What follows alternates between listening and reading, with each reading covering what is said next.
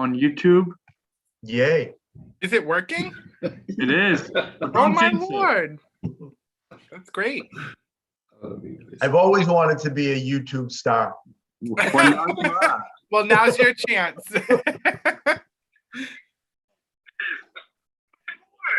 All right, hold on a second. I just have to.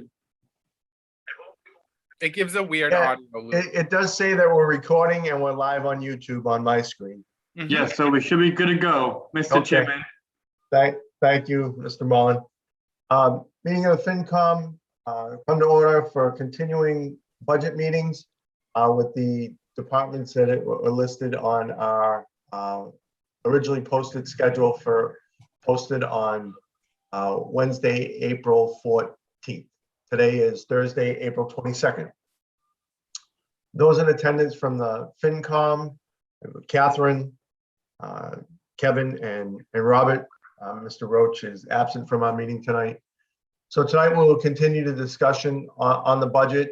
I'd just like to start with if there is anything, any topics or anything that members of the FinCom have questions from the other night that we just want to bring to light and start this further discussion on. And then I'll turn it over to you, Mr. Administrator, to see if there's anything you want to add, and then ask the selectmen, and then we'll move into the new budgets for tonight. So is there anything from any members of the FinCom that may have come to their thoughts or as they reviewed the stuff from the other night? No. Kevin, Robert, Catherine? No. All set? Robert, you all set? I'll take the silence as a yes, unless it's his mute button. So, Thank you. Yes, all set. all set, thanks, thanks, Robert. I know the town administrator said that the town accountant has created a new sheet that he'll share with us tonight and give us some updates on some revenue projections that they've done. So the selectmen have anything they want to add before I turn it over to the town administrator and then we get back into. Sure. Yes, because this is a Zoom meeting, I would like my colleagues to identify themselves and say that they're present. Mr. Hull, Leonard Hull, Present. and Dr. Z, Present and participating remotely. and Campuchico also. And I want to advise the board that after the FinCom is done, we still have a couple of items on our agenda to discuss and act on. So thank you. Thank you. Thank you, Chairman Pacheco. So Board of Selectmen, do you have anything that you'd like to bring up from our meeting the other night that you'd like to add any commentary to, or Dr. Z, Mr. Hull? Not at this time. Thank you. Okay, all right, thank you. So, Mr. Administrator, I'll turn it over to you for a couple of minutes just to anything that you have gone over since our meeting the other night, and then the town accountant, and I thank the school committees that are here for their patience to let us do our opening, even though it'll be a little later than they're scheduled 6:30, but we just want to keep our process flowing in the right direction. So yeah, thank you, Mr. Chair, and I'll be fairly quick. So since Tuesday night,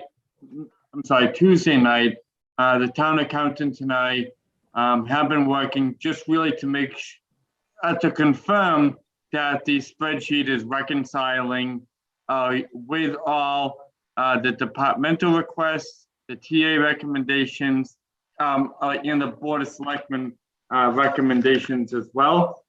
So like we're still doing our due diligence to go through that. A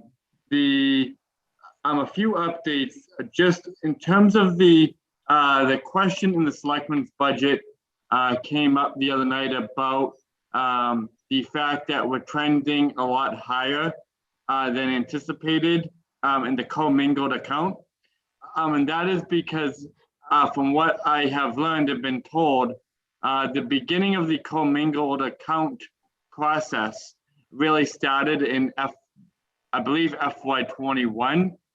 So we haven't, we didn't actually have a good idea as a town what actually the degree of expenses that would have to be paid out of that commingled account.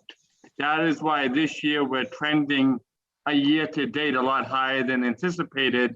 And it's why when the budget was proposed, it was proposed increasing that line item up to $40,000. Now that we have basically a full year under our belt, we know what to expect and when.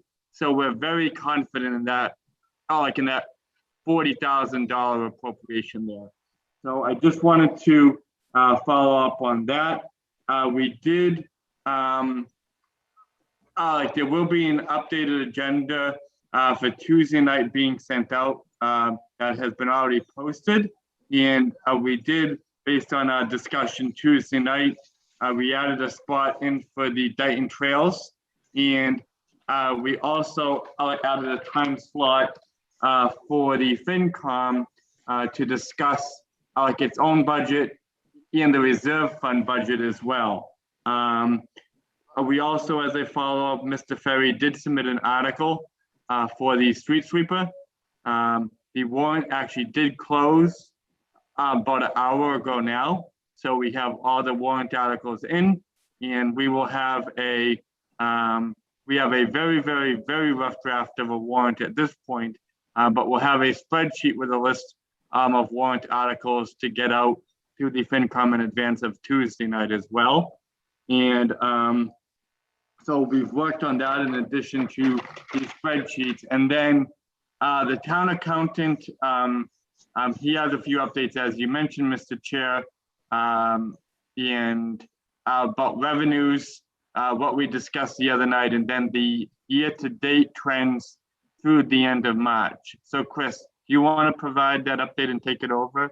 I just have a question on the special articles. Yep. Has the board, obviously since it just closed today, the Board of Selectmen has not voted which ones they will accept to place on the warrant and which ones they won't? That's correct. Yes. Okay. Okay. Is that, do you expect you'll do that next week? That is listed on the agenda for next Wednesday's meeting. The warrant article process, based on, I think, the transitions and just where we are, it's running, the FinCom process is essentially running concurrently to the Board of Selectmen process at this point. But at least everything will be transparent. Yeah. We all know where we are, so. Yeah, so, I mean, we don't technically need the recommendations, just the articles that they're going to place on the warrant. You know, you know, the two separate things, so. Okay. So on the revenue piece, so we can actually try and stay a little bit more on time. Mike, can we go through the school budgets? Because I don't want to hold up all of them. If Chris is, if Chris is going to stay for the whole meeting tonight, right? So can we look at the revenue piece again at the end? And look at it, so at least we can move through the schools, so we don't hold people up for long periods of time tonight. That makes sense. I like that. Okay. Okay. All right. So let's jump right to Dayton Rehoboth School District, and I'm not sure if the business manager is going to take the reins, or I know that I see the superintendent's on here, Mr. Paraglia, or any of the members of the school committee. I don't know who wants to take the lead for the school. Dr. Azar? Yes, hi, Ed. Thank you very much. If I could start us off, first and foremost, I just want to welcome aboard Len Hull, Tortonian, of course. Dr. Azar, thank you. Ed, of course, you know, with that Tortonian roots, and you know, I have those roots as well. Welcome, Len. It's going to be a pleasure working with you and the Board of Select people who we've had a great relationship, and really great to know that. Catherine, I don't think we've met, but welcome to the FinCom. I'm sure that we'll have some conversations along the way. Just briefly, I just wanted to share with you the Dayton schools, Dayton Elementary School, Dayton Middle School, and of course the high school. We've been obviously in a pandemic similar to what we've all experienced. I just wanted to share with you that the kids and the staff have done a really outstanding job of following protocols. We've had some, brief closings, as you know, but overall, we've been in really good shape. Also, after vacation on April 28th, our middle school will be back full-time, full in person. As you probably know, any parent who wants to keep their child remote, they still have that option. And also, as you're aware, we did bring our senior class back on April 7th, which was unique because there are other high schools who have not even brought their high school kids back yet, which is quite unfortunate. But nevertheless, as many of you know, the seniors graduate on June 5th. So we want to give them some normalcy to a certain extent. But so far, we've been very lucky. The kids, the staff, everyone's following their protocols, working with the Dayton folks as well, the Dayton municipality. Everyone's rowing in the same direction. And as you all know, that only bodes well for our kids. So Ed, through the chair, I would ask that Paul navigates us through the assessment page, if that's appropriate at this time. Yeah, that's fine, Dr. Azar. Thank you. Unless any of the school committee members have anything they want to say before we get into the actual budget portion of it. I think I saw. Nope, nothing at this time. A few members of the school committee here. Aaron or let's see, I thought I saw Liza. She was trying to log on earlier. We must have lost her. So, Paul, the floor is yours. All right. Well, I mean, as far as the operational portion of the budget that we've started to build this year, nothing really changed since the February meeting. The issue in the February meeting was determining what our revenue portions were going to be. The transportation reimbursement hadn't been established yet. We had not certified E&D yet. So it kind of left us with an unknown. We gave a preliminary number, and we estimated transportation at 825 based on what we expended last year. Roughly, transportation runs about 75% to 82% of what you expend. Our expenditures last year were just above $1 million. So we subsidized that with additional E&D money for transportation. So it would almost be a leveling effect of about $1,050,000. So therefore, and then we left E&D at 500,000. As we certified E&D and as those revenue reimbursements were clarified, the vote the other night, or the vote in March and April, put revenues at the Chapter 70 number. The transportation reimbursement was at $980,000. Medicaid reimbursement remained at $100,000. The SREX and miscellaneous revenue would remain at $225,000. E&D remains at $500,000. Again, there was a leveling effect with E&D on transportation for $70,000. And then the excess E&D was included at that meeting for $150,025. So that in itself changed our total revenues from 14,911,886 to 15,061,911. So the bottom line, actually, I don't know if you want to walk through this. I think everyone's had an opportunity to go through the assessment sheet. Ed, I don't know. Yeah, I have a question to Sure. to our town accountant, because we show a departmental request in our budget sheets of 11,155,432, and on your assessment sheet you show 11,090,000. So I just want Where is to. that? Oh, So if you look on our shared screen, so at the bottom of the assessment sheet I have dated 4/13/21. yep. It says 11,090,846. So it's Yep. 10 million. I know, 10,704,363 363. plus 386 in capital. The capital, yep. Okay, but I ask our town accountant because we show on our budget sheet, which is shared on the screen right now, Paul, Yeah. that I the can't- request is I'm having- 11,155,000. So, Yeah. Chris, does that need to be updated? It No, does. that number's accurate, Pete. That the 11,155,000 was the original assessment number that we received from the district.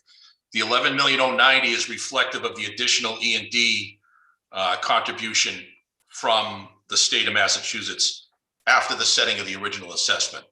That's correct. So it has to Oh, be that's, reduced down. that's that 67, No, no, no. What is that? Sorry. so our so the number you're looking for is 11,090,846. That's correct. That's Okay. correct. Yeah, sorry, Ed. Yeah, yeah. Okay. And what ended up happening is that it kind of, I don't, and it kind of, it confused, it's not, I don't want to mislead you in a way. The 67,000, there's a 67,340, which is the increase in the minimum contribution. Yep, That is the amount that if you use the ESSER 2 money, you can Right. reduce, yeah, so but it's almost comparable to the percentage for, because I used the 150,000 025, and then when I put it in the above minimum contribution as a revenue source, yep, it's very close to the same number. yep.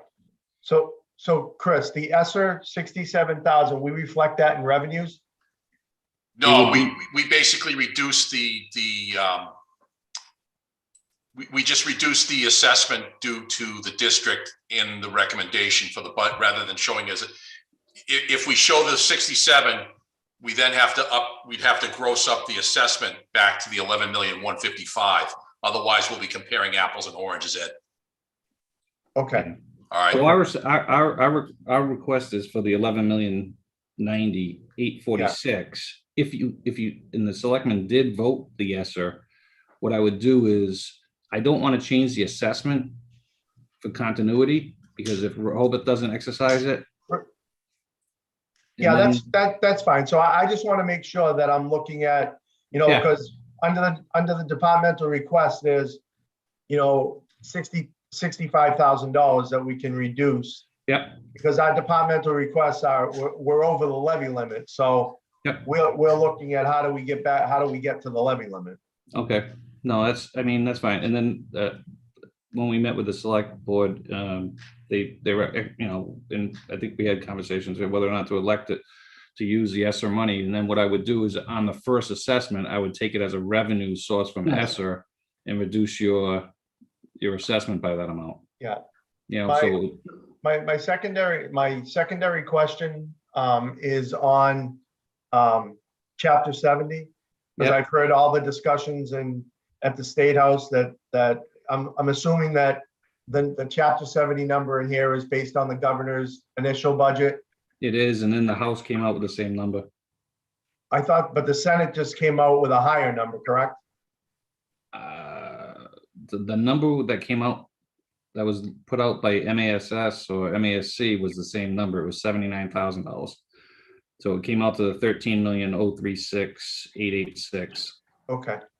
I thought I heard talk of that there was increased educational funding in the House and Senate budget.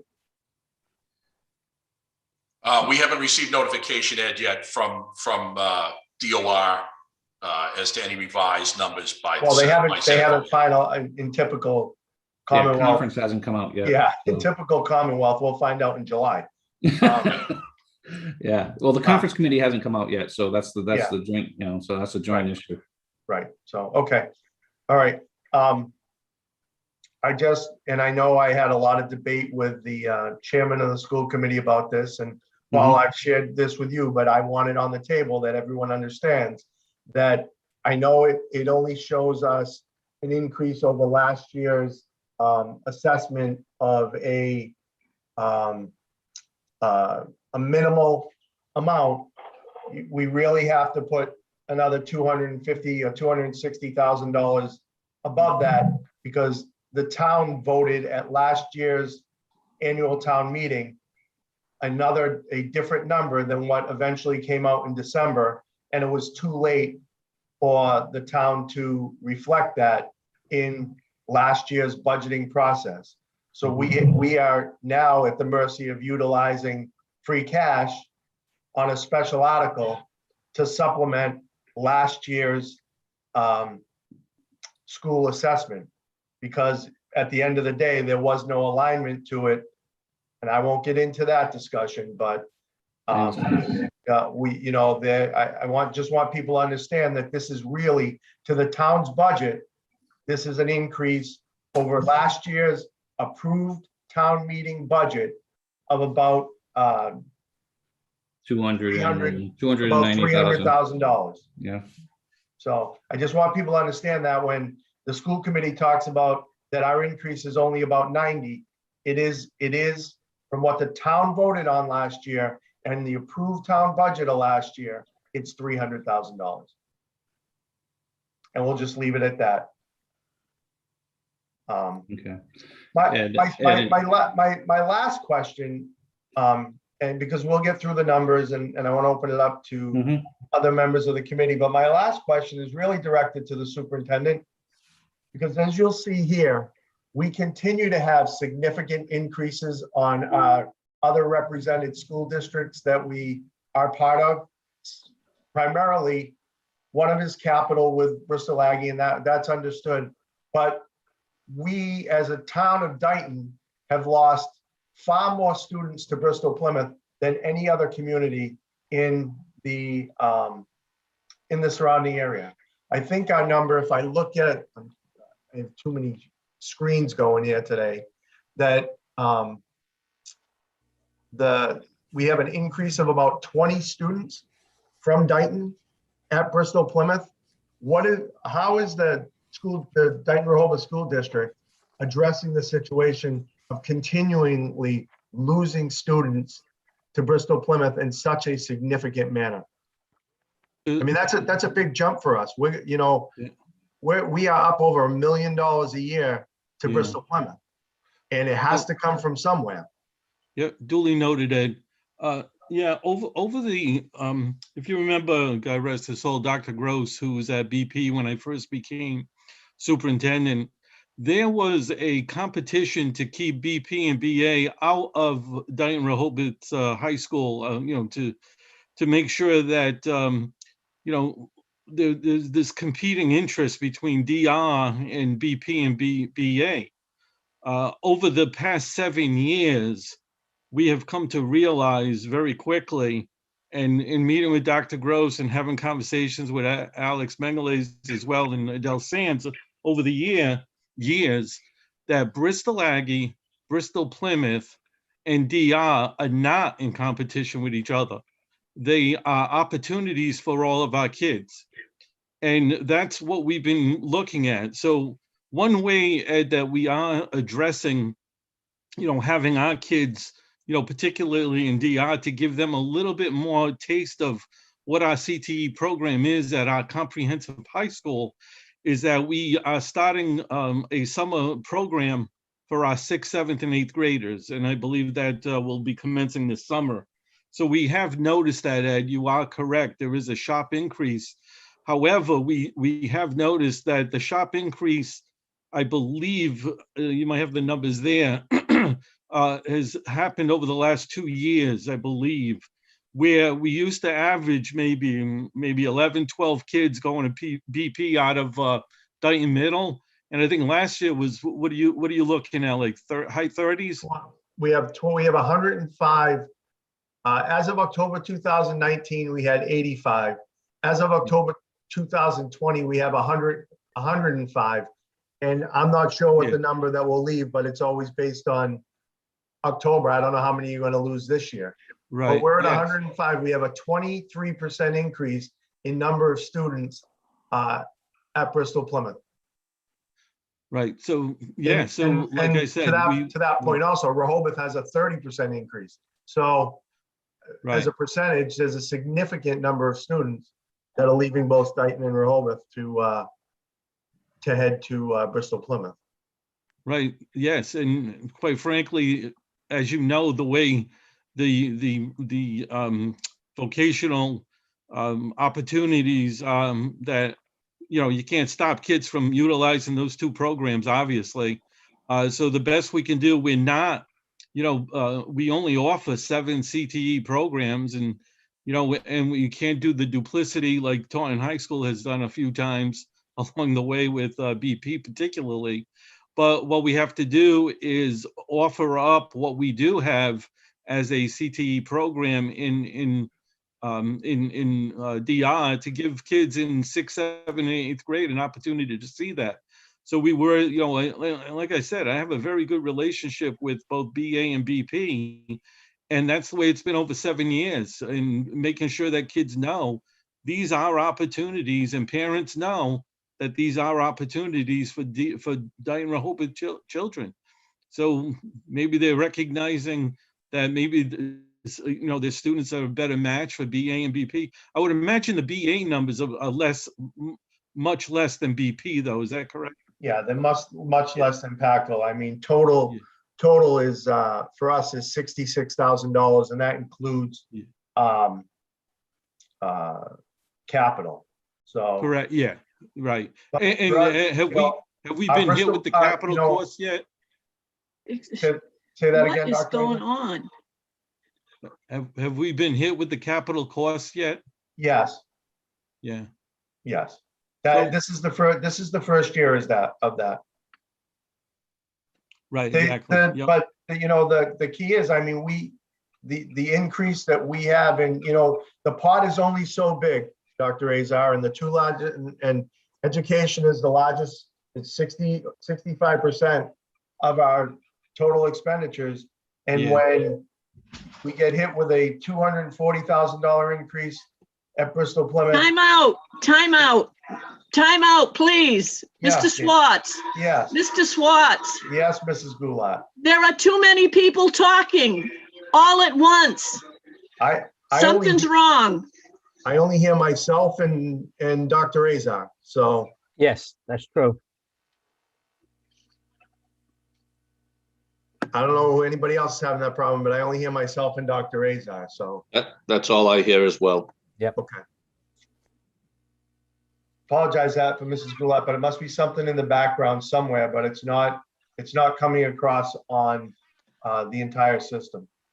But Dr. Azar, as I pointed out, we have a $240,000 increase from Bristol Plymouth, $66,000 increase from Bristol Aggie, and what we look at as a $335,000 increase from the Dayton Rehoboth School District. So it's a significant, the pot is only so big. That's why I question, is there more Chapter 70? We can't continue to fund increases at this level and lose students at the same time. It just doesn't justify it. But we're not losing students, Ed. They're choosing an alternative high school that is, if you look at the agreement, I've gone through this for the last 7 years, you know how it works. We cannot not let BP and BA recruit our kids. You know how it works. I Better than understand. anybody. Dr. Azar, You know I that. understand that, but the cost of operating the Dayton Rehoboth Regional School District doesn't go down. And I mean, you have 300 less students than we had 8 or 10 years ago at the Dayton Rehoboth Regional High School. Everything goes up, Ed. You know that. I'm just saying, you have, We you have had a 30% reduction in Paul, students. share with Ed how many top step teachers we have.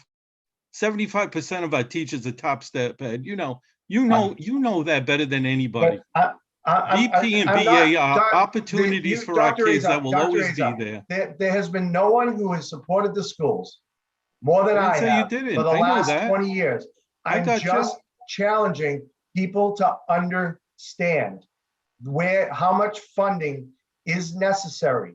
I mean, if you put the 3 schools together, because of what happened last year, of not having a true agreement at the end of the day, even though the school committee agreed, we are totally under the gun this year, that every new dollar that we have in town doesn't even cover the requested increases between our three school budgets.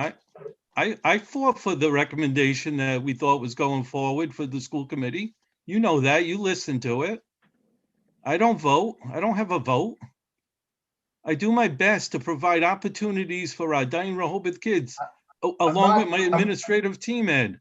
I'm just want people to be aware from a spending standpoint. I'm not here to have an argument about what's best. I just want people to understand that every dollar we have will end up going to these three lines.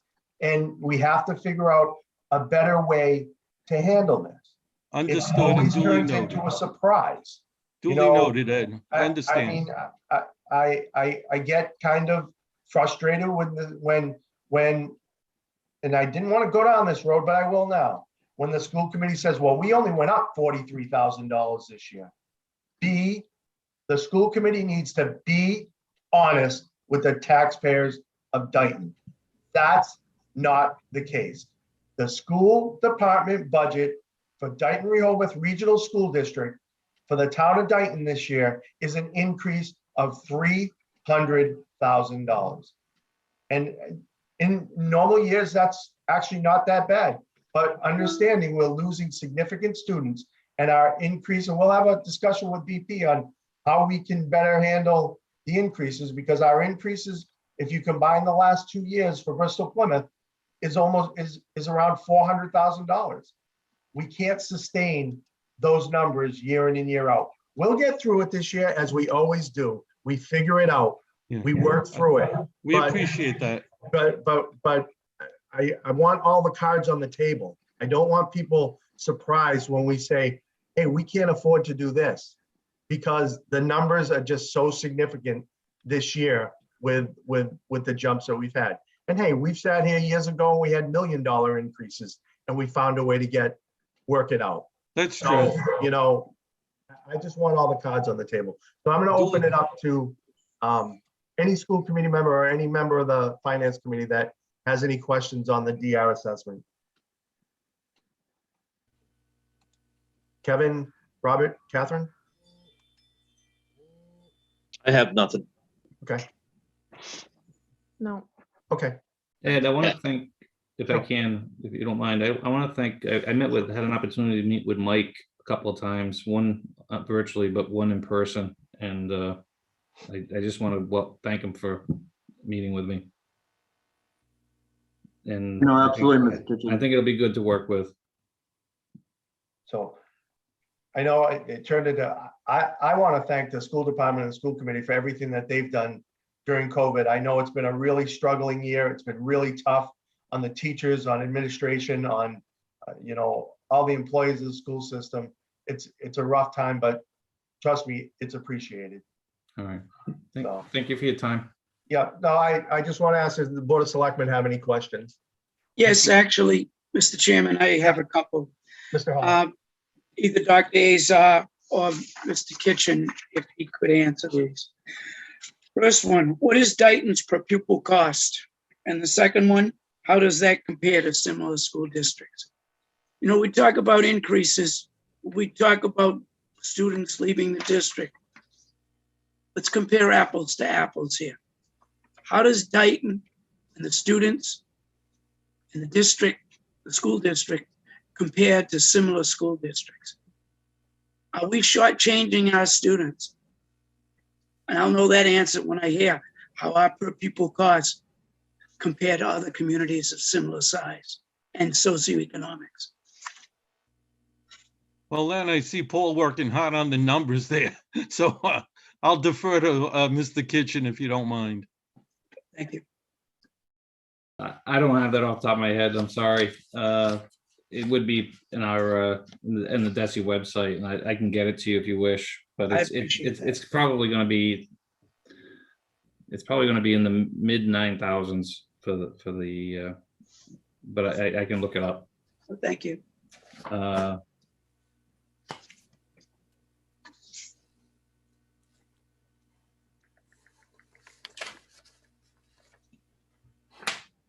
Normally, I don't look at the per pupils, that's why.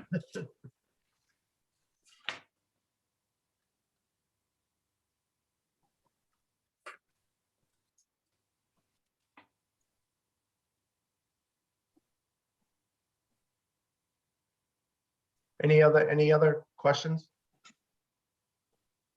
Mr. Chairman, I just want to thank you for your comments that you made. Thank you.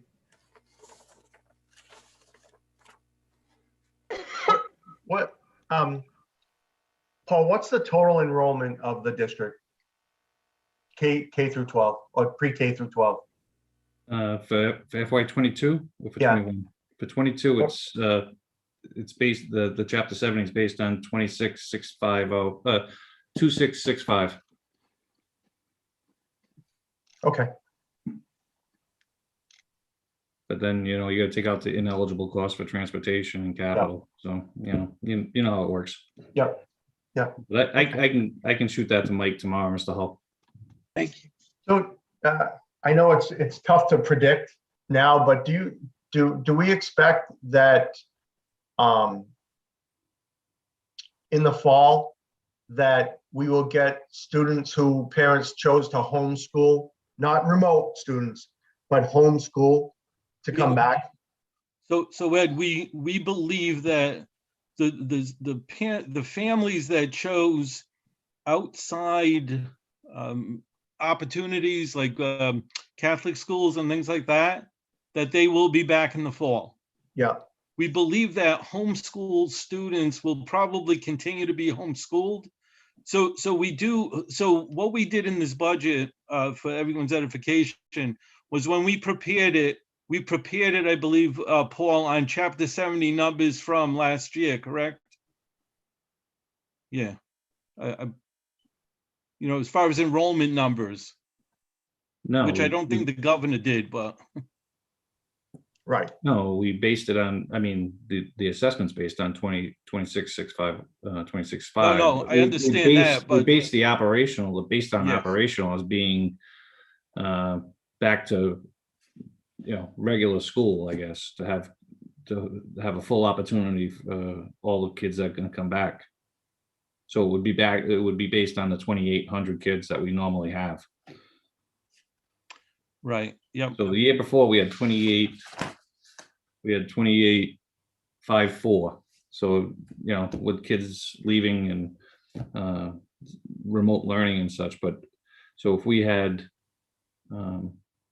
with the remote learners or homeschool children, we based the operational on staffing, the class numbers based on those children returning to school. And if they don't return to school, we still have to have a opportunity to have it like we did this year with elementary, to do a remote session for them. So we have to support their education that way if they choose remote. We don't offer a full remote. That's why, a full remote, like some districts would send them to Greenfield or to an online service. That's not an option.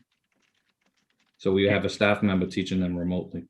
Yeah. Do you believe in the fall that will even be part of the curriculum anymore, remote?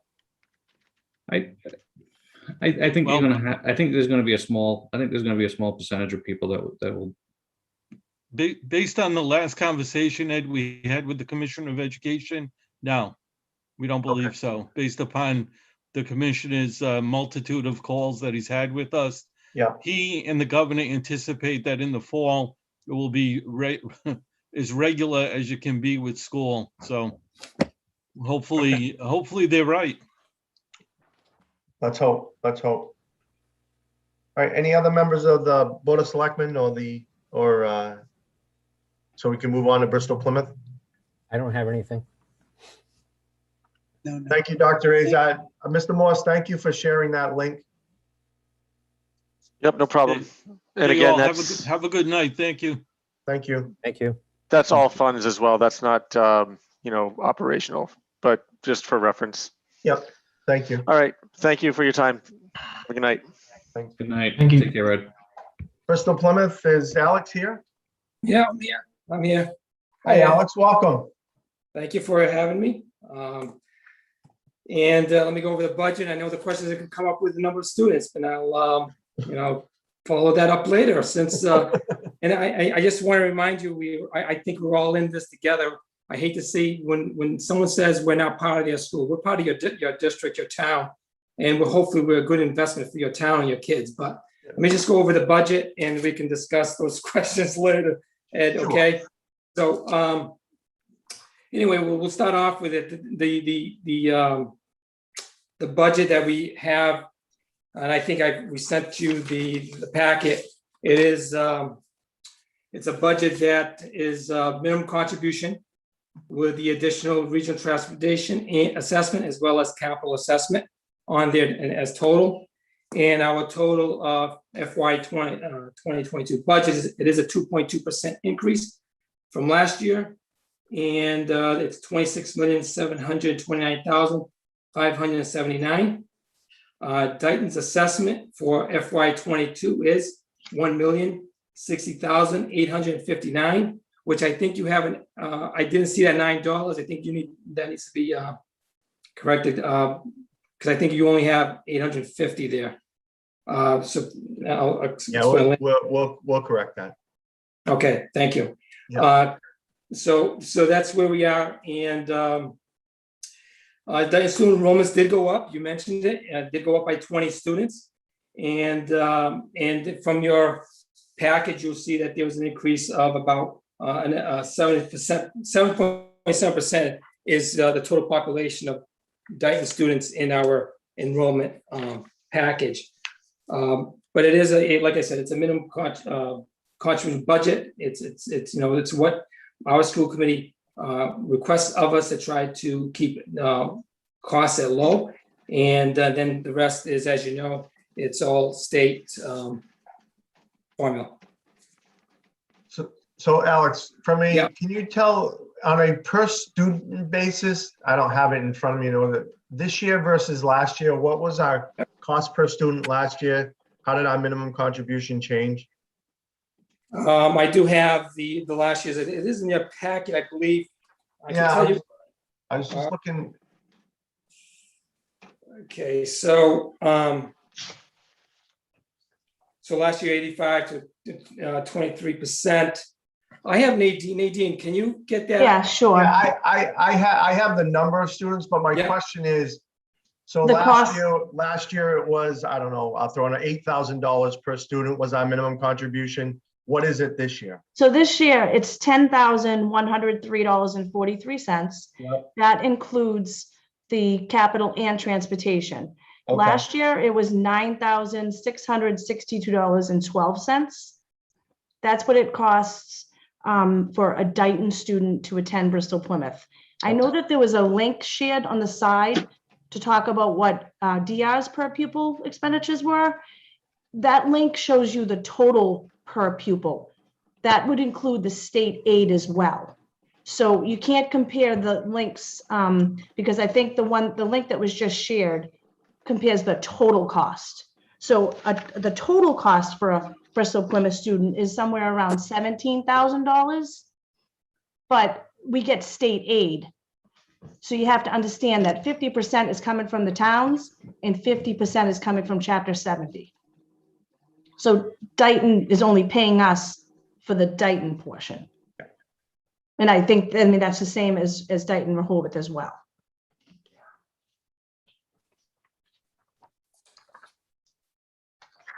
Welcome, Nadine. Good to see you again. Good to see you too. So I'm going to ask just some, the capital 250, that's what we've done for the last couple of years, right? Total capital. At least for the last 5 years, 4 years. Last 5 years, yeah. Yeah, Okay. and then that's shared amongst all the districts, the way we do bus Yeah. transport.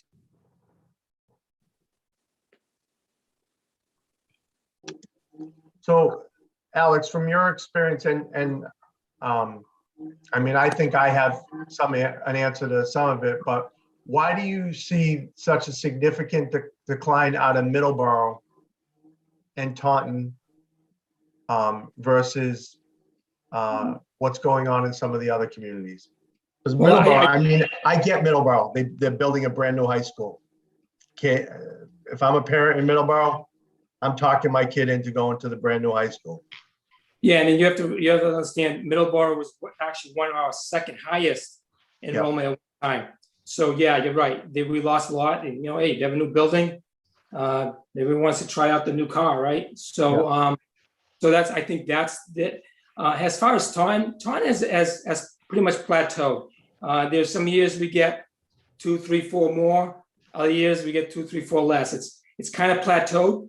However, I will tell you, Ed, that I'm not sure if vocational education is getting some good PR or whatever, but even this year we got more applications from all our districts compared to what we've done in the past. And this year we didn't even do as much PR as far as inviting people to our school building and doing the tours, having none of that, and we're getting a lot more applications. So I think to give you a straight answer why it's happening, I can't tell you.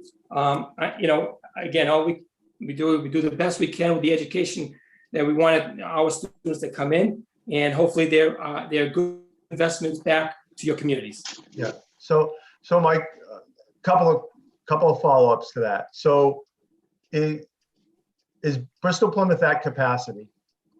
Yeah, we're pretty much at capacity.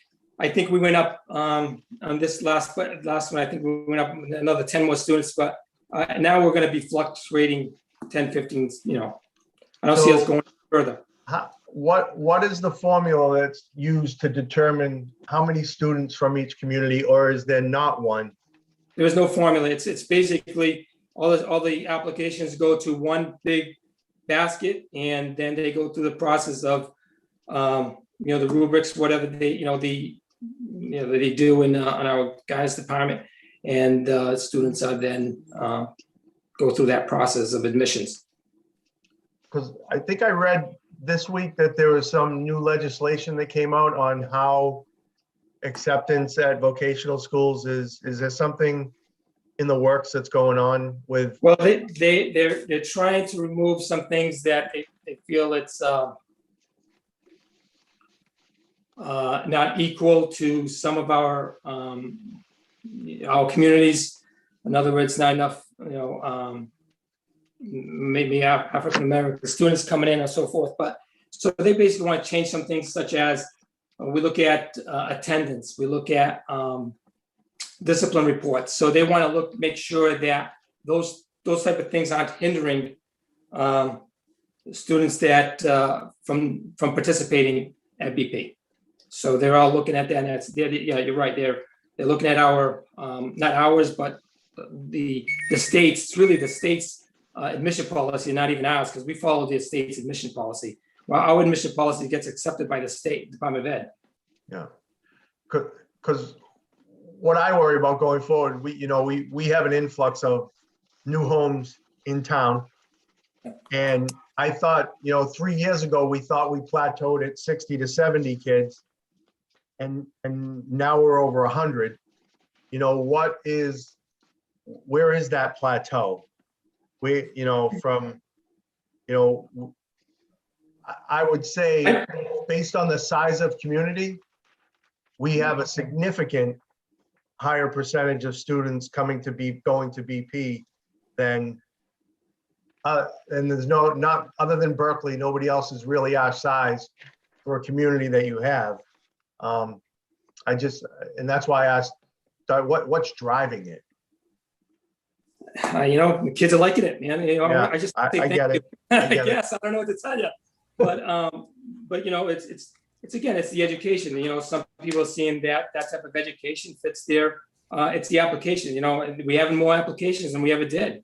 There's probably more parents are starting to see there is more of a better investment going to a vocational school, getting a trade, and possibly going to college. If not, you're working in the community, you're going to work, and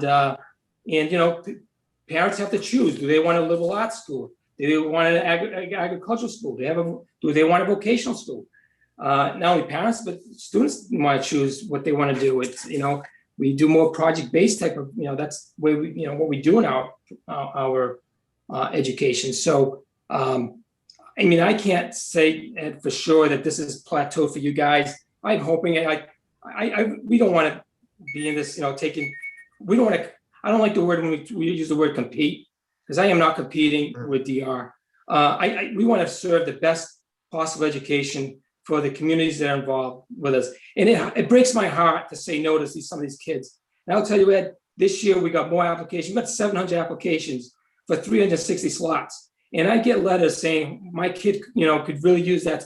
That's heartbreaking when you see some of these notes. So I know we look at the budget standpoint, but I have to look at the human piece as an educator.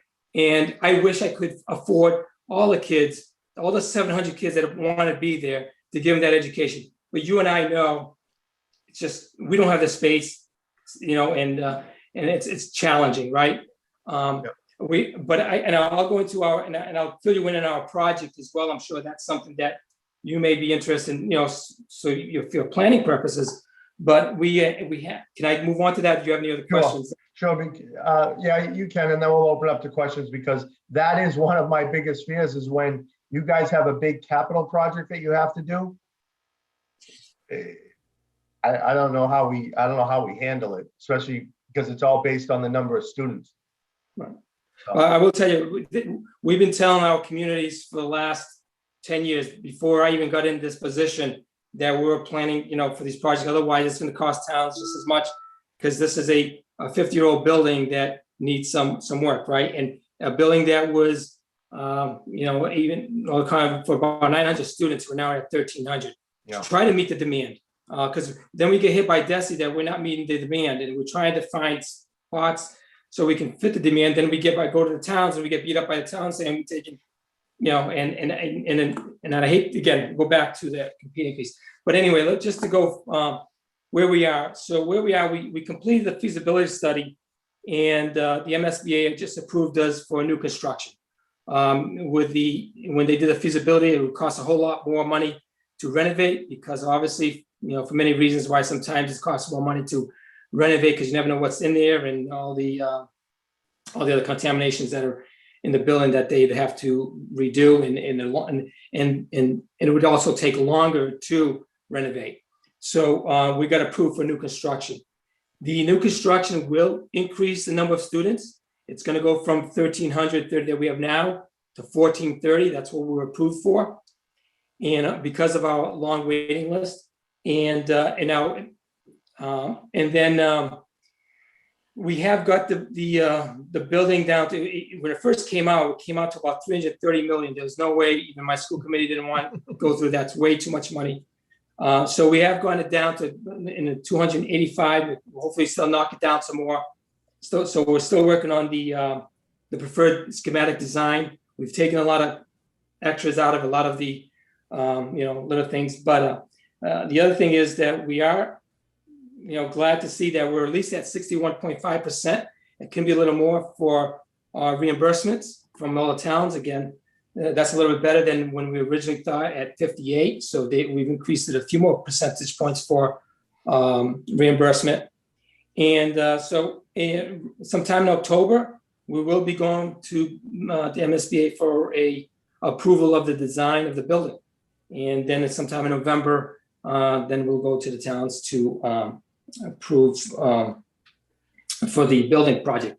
Now, one caveat here, Ed, is I'm going to be meeting soon with all our districts regarding Freetown wants to enter our into our regional agreement, very similar to what you guys did, Dayton and Rehoboth. And so what I'm looking at is if towns and city agree to allow them into our regional agreement, they have about 100 students at Old Colony that they're pulling, they stop going, and they want to come into our regional agreement. So that actually fills that 100 gap.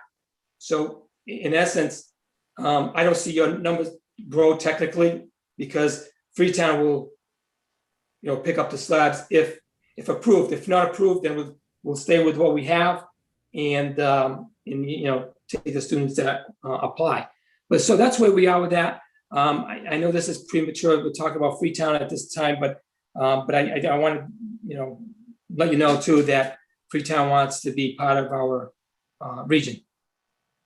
So to the point of capital projects, big capital projects like that, I'm assuming it is a similar process to Bristol Aggie for us, where we don't have the opportunity to debt exclude it and from a town standpoint, or we do have the opportunity because it's a vocational high school versus an agricultural high school, that each town has the opportunity how they're going to fund it? I'm not sure about that technically, but I know there's something about, we have some lobbying that we're doing with MSBA to allow for that. And so there's a meeting going on because we're lobbying for many things. And when we're building our schools, according to DESI, require more space. Example, automotive and so forth. But yet they're giving us per square footage the same amount as if they were building a regular elementary, high school, those cookie cutter type of schools. But yet they're not reimbursed, so we're asking for more reimbursements. One of them, we're still working with them. We have people lobbying, so I'm hoping to get more funding on that. We're also, that did come up, but I'm not sure. I really don't know. This is my first new project, so, so, yeah. But I can try to find out for you. Okay. Nancy, hold on one second. I just want to give the FinCom members an opportunity to speak, and then I'll give you the floor. Robert, Kevin, Catherine, you have any questions? No. I have the same concern, Ed, about how the town would finance a new build, but that's obviously something we're going to have to address. Yeah. Same. Yeah, Kevin. All right. Go ahead. Nancy, you had a question? No, just a comment. I did check with the Department of Revenue, and I did send the correspondence regarding the opportunity for debt exclusion. And the answer was yes in both cases, both Aggie and BP. It's a local option. And basically what the Department of Revenue said, once you find out what your assessment is, and you're going to go to town meeting to get your capital, you determine how you're going to do it. But I will look for those emails that went back and forth. It's been quite a while. I did copy Alex and Adele Sands on that correspondence. I did it back when I first heard we were going to have an assessment for capital for Aggie this year. So I will do some digging and see what I can find and get it out to the Finance Committee and the Board of Selectmen. Okay. Thank you, Nancy. Yeah. Thanks. Any of the selectmen have any questions? I don't have any. Town administrator? No, I don't have any either. I mean, I have the same questions about sustainability, but it's something we're going to have to work on.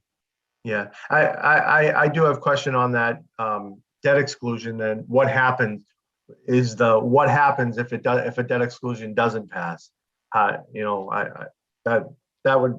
like to hear what Department of Revenue says on that. And I'm assuming the process, Alex, is the same, that the towns vote like we voted on the capital as a separate special article, or I'm not sure. I think didn't you guys have to come and ask the town to establish that capital account to put the safety in? So I don't know how the project part of it works. Is it similar to when the regional district comes and asks for a building project? I don't know. I'm going to refer that to see if Nadine, do you know that, Nadine? I know that if we go to the towns, we have to have a yes vote from all of the member communities for it to pass. And if they abstain, then it's an automatic yes vote. Yeah, so and that's at a town meeting, because I know with the Aggie school, it didn't come to town meeting. It was done by the advisory board, correct, Nancy? Mr. Schwartz, this is Derek from the Aggie. Hi, Derek. No problem. Yes, that's correct. In 2018, it went to the advisory board for a vote. Yeah, I know the So- Aggies definitely work differently than the regional school districts. Okay, okay, Yeah. just trying to clarify. And are you talking about approval of the project or approval of the, Approval of the project, because Yeah. at the Aggie school, it was, the approval of the project was every member community, or I think it was just a majority, right, at the, Derek? Correct. A majority of the members. there are two ways to get the project approval in our regional agreement. One is we can go through all the towns, or we can do it as a all in one vote. I call it one vote, you know, every town votes and Goes to a ballot Yeah. vote, Okay, okay, if that's the option that we choose. okay, that's a rough one. Yeah. So, any other questions for BP? Nadine, Alex, thank you for joining us tonight.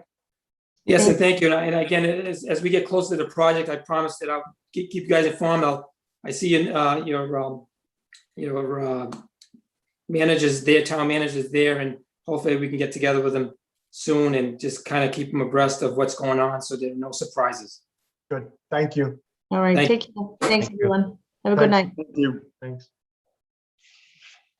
Mr. Costa? Mr. Schwartz, how are you?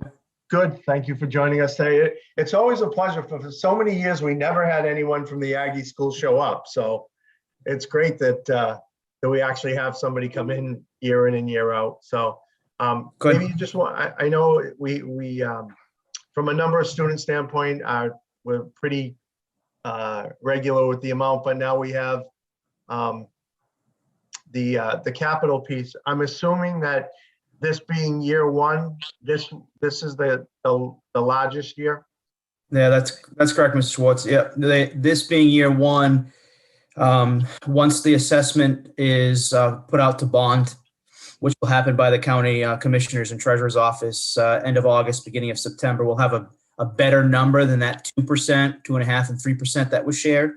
That will be the base year to start. And then as our enrollment increases over the next 4 years, it will level out for the next 26. Okay, so it's about $100,000 total with capital and operational this year. And we'll look for that as it reduces on the capital side, but the project's beautiful. We appreciated all the permits and fees that we received as a town, which helps to cover the first few years of the capital piece for it. So we wish we could get those kind of permit fees every year, but we do appreciate being the host community that we were able to benefit from that portion of it. Yeah. We very much appreciate the help that the town has offered, both on the administrative side and also on the select board side. They've been fantastic in assisting us all the way from inspections to fire and to police and the guidance that has been offered. So we very much appreciate having our town and gown relationship together. Yeah, and I'll take off my FinCon hat and put on my old water district hat, that the water district, we appreciated that we were able to combine some things and upgrade the water for the town by utilizing what we could do from the water side. So I think it was really a good project for the whole town, and it's a great asset to the community. Great. Thank you. Any questions of the FinCom to Bristol Aggie? Selectman? I don't have anything. No question. Mr. Mullen? No, I just want to add that the relationship between us and the Aggie, it's just incredible. I've never seen something as special as this. So thank you, Mr. Costa. No, appreciate it. We look forward to many future years together. Definitely. And we look forward to the events coming back at the school for people to partake in the fall. Yeah, we are too. But we'll get through graduation first, right? Yeah, exactly. Exactly. So thank you, Mr. Costa. No, thank you for your time. Everybody stay well and healthy. Take care.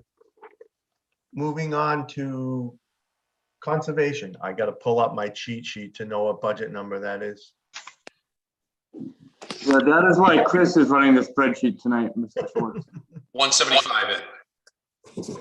Mr. Fournette, welcome. I'm sorry, Conservation, 171, excuse me. Thank you.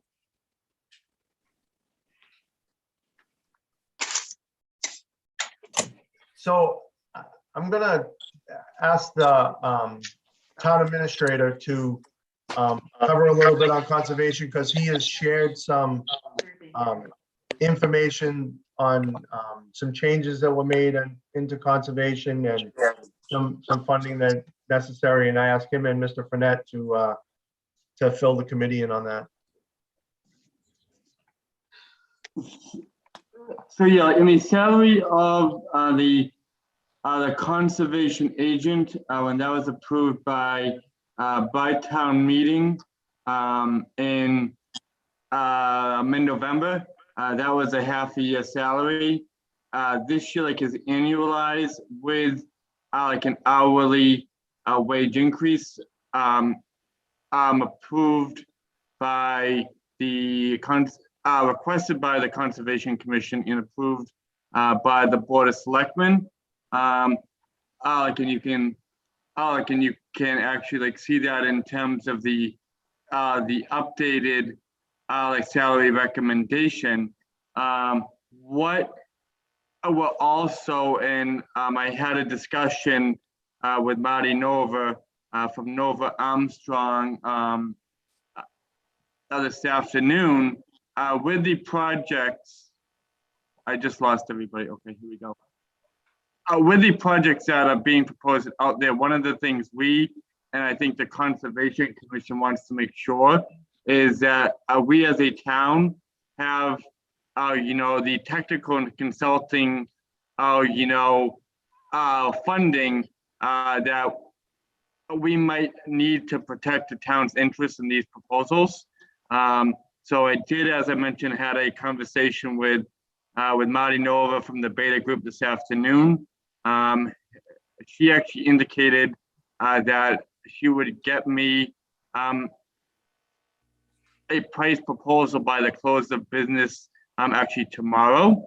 So one thing I do envision based on that and the projects we have that are out there and being proposed, like, is a potential is going to the Concom and the Board of Selectmen and to the FinCom with an addition with a proposed increase in the professional and technical.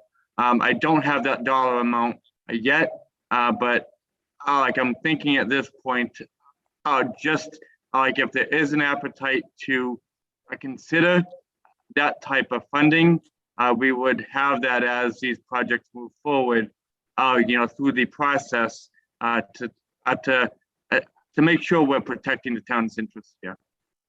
So would some of those funds be paid for by the developer?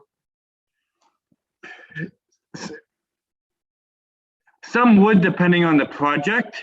One of the warrant articles that were also that I actually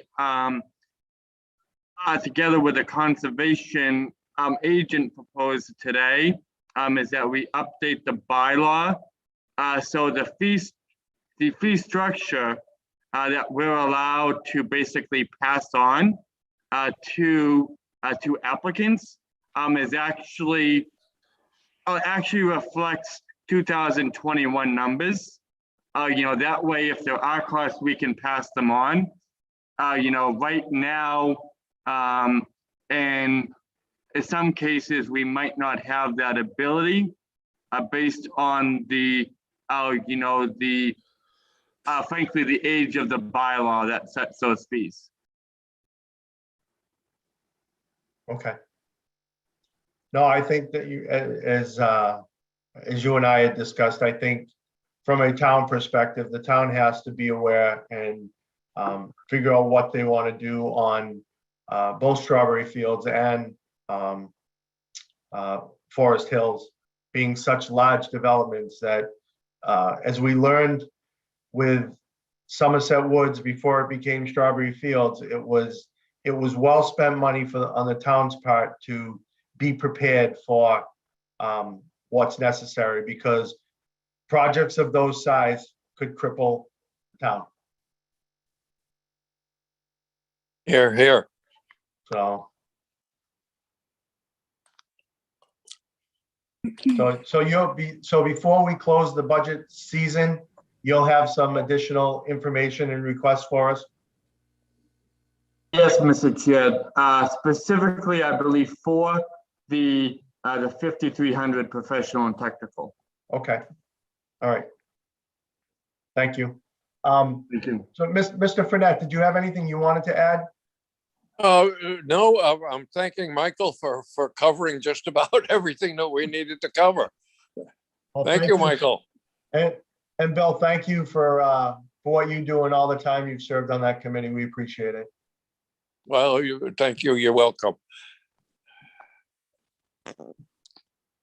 If you need any, is Charlie on board here with us?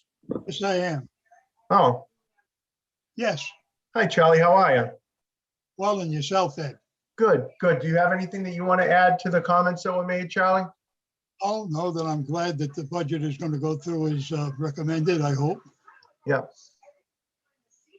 No, I We think need money. with everything that's gone on, having a full-time conservation agent is something that has become a necessary need. With all the development that we've had and what's proposed, it's a huge need, and I think that townspeople recognize that in November. Good. That's true. Thank you. Any questions of the committee? No, I'm fine. Charlie? Okay. Fine. I believe Jim Digits is on too. Jim, did you have anything you wanted to add? I guess not. Good. Well, thank you all. Thank you. Mr. Swartz? Yes, Mrs. Goulart. Yeah, I heard you trying to reach me. I was doing some research. I forwarded to the FinCom and to Mr. Mullen copy of correspondence with Patricia Hunt of the DOR. She specifically stated that the BP can be a debt exclusion, and she wanted more info on the Aggie bond. So I'm looking, if I don't find it tonight, I'll look for the email that talked about that. But BP can be a debt exclusion, and they referenced the sections of the law that relate to that school, okay? Okay, thank you. You're welcome. Moving on to the planning board. So who is here representing the planning board tonight? Mr. Schwartz, this is Timothy Rhines, representing the Mr. planning Rhines. board as the chair. How is everyone this evening? Good. Yourself?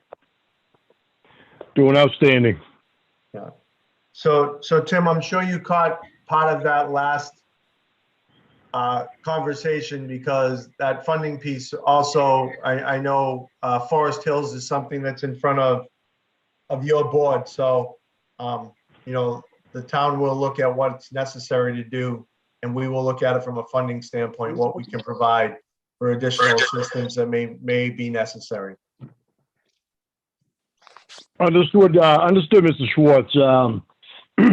I've had a preliminary discussion with some of the members, and this would not impact Forest Hills, but having impact fees going further with and past that, because those surrounding towns do have impact fees in regards to large developments that are built, and it's the same basis basically as a TIF agreement, that type of thing. So you're receiving money through impact fees from contractors, and it would help, defray some of the cost of, possible, fire engines or that type of thing in the future.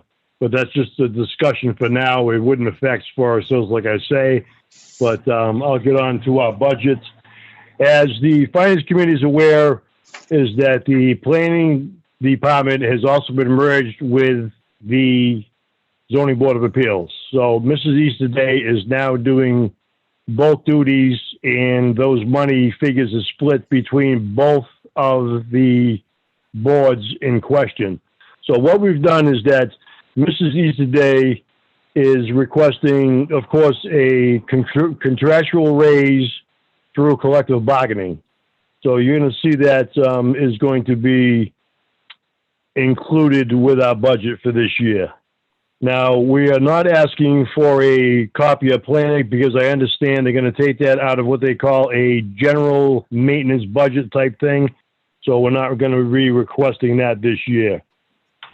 You're going to see that in the 5156 benefit sick leave, that's stayed the same. The clothing allowance is still the same. Overtime allotted has gone up just a small percentage, as you see. So Let's see. So Mike, I'm showing on my departmental request on 5156 that there's no money in there. 5156. Yeah, that was actually taken out in accordance with the most recent contract. Okay. And then, if I understand you correctly, Mr. Rhines, that there's additional step in the office manager. What's the contracted raise rate this year? Because it's only showing a 1.45% increase. And if I may, I believe. Yeah, sure, Chris. sorry, Tim, I didn't mean to cut you off.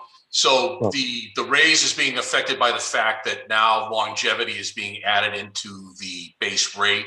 So they are getting, the staff is getting their 2% contractual increase, but we've got to be, the 2% is based on this year's base, and then we're adding in the longevity piece. So it's not going to look like a full 2% increase right now. So there is some skewing there of the number.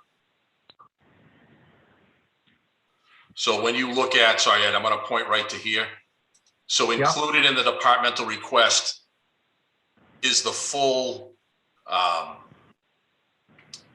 increase plus the $750. But the calculation is being skewed right now because it also is impacted by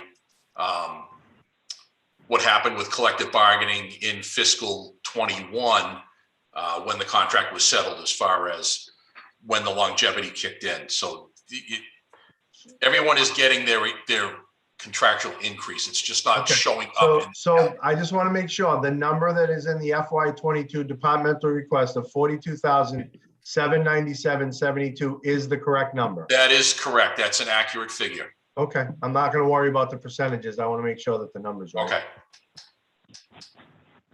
Yeah, if I might add, Mr. Chairman, as well, the salary there is split between the zoning board and the planning board as well. There's a 60-40 split there that's actually shown and broken out in the departmental budget spreadsheets. Yeah, that was going to be my question. What was the That's correct. That is correct. As the town administrator stated, it's 60-40 split.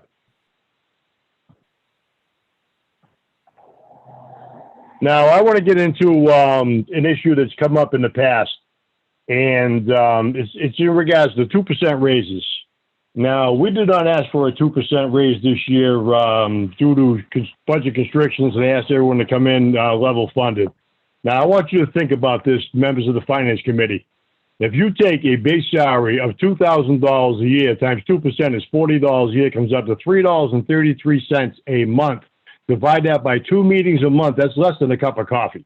That is less than a cup of coffee, where you give other committees like the Trails Committee a straight out money of $2,800. No. Understand this now. This has been going on. We are the hardest working board in this town, and people know it. We are bombarded by emails, phone calls, text messages, paperwork. I know it comes with it. I know it comes with the details, but you have to understand this now. I specifically requested last year that this chairman not receive a higher stipend than the rest of the members so we could equal out the monies. Now, $40 times 5 members is $200 a year. $200 a year is not going to break the backs of the town of Dayton. I just want to say that. Mr. Rhines, we have not made a determination on what we're doing there, but we have created a philosophy over the last few years that it is not directed and it's not about and these positions are not everyone's full-time job. This is. The finance, Mr. Schwartz. It is civic duty that we all take on. When we That choose is to be absolutely correct, but Mr. Schwartz, if I may. Mr. Rhines, let me finish. I let you finish. Let me finish.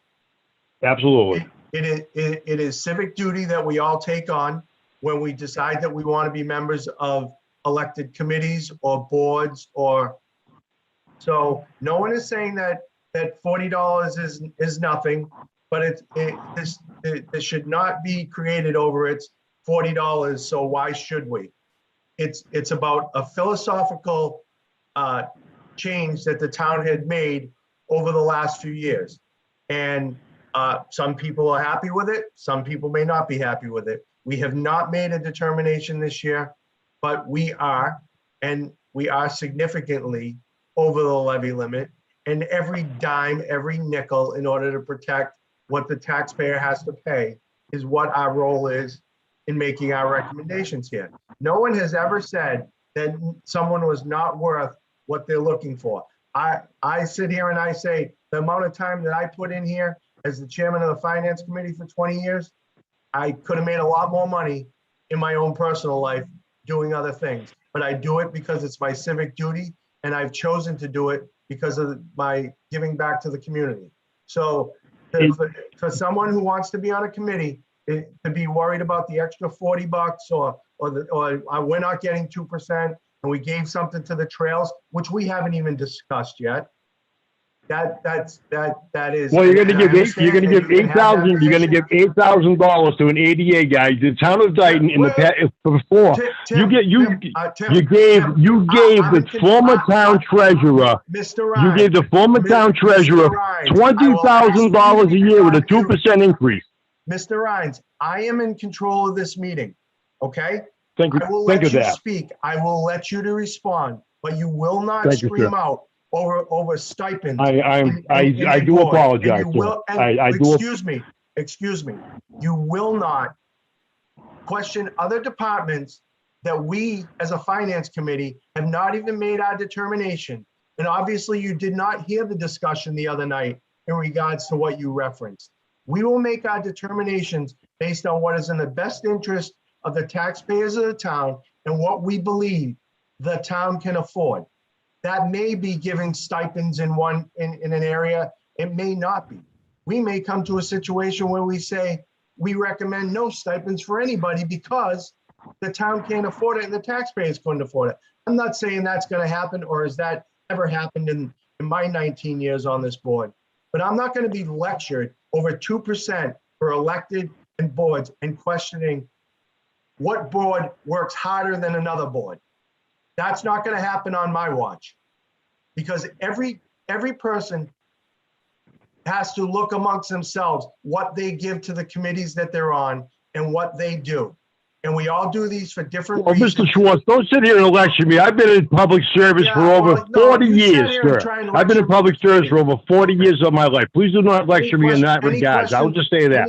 And also, I want the finance committee to think and remember that when you paid our town treasurer $20,000 a year to be a financial officer to overlook the books for the police station, that vote should have never been taken first off, and then she received 22% on top of that. On top of that, think of that. I just want that. I'm just putting that out there, just as a overall thought. I understand the situation. So, Mr. Schwartz, I have not been involved with any of the meetings. How much and how far are we over the levy limit right now at this point? I'll let you know at the end of this meeting, because Mr. Laviolette's going to update us on our discussion from the other night. But based on my number, starting numbers about with special articles is about 1.3 or 1.4 million dollars. So any questions of the members of the finance committee for the planning board budget?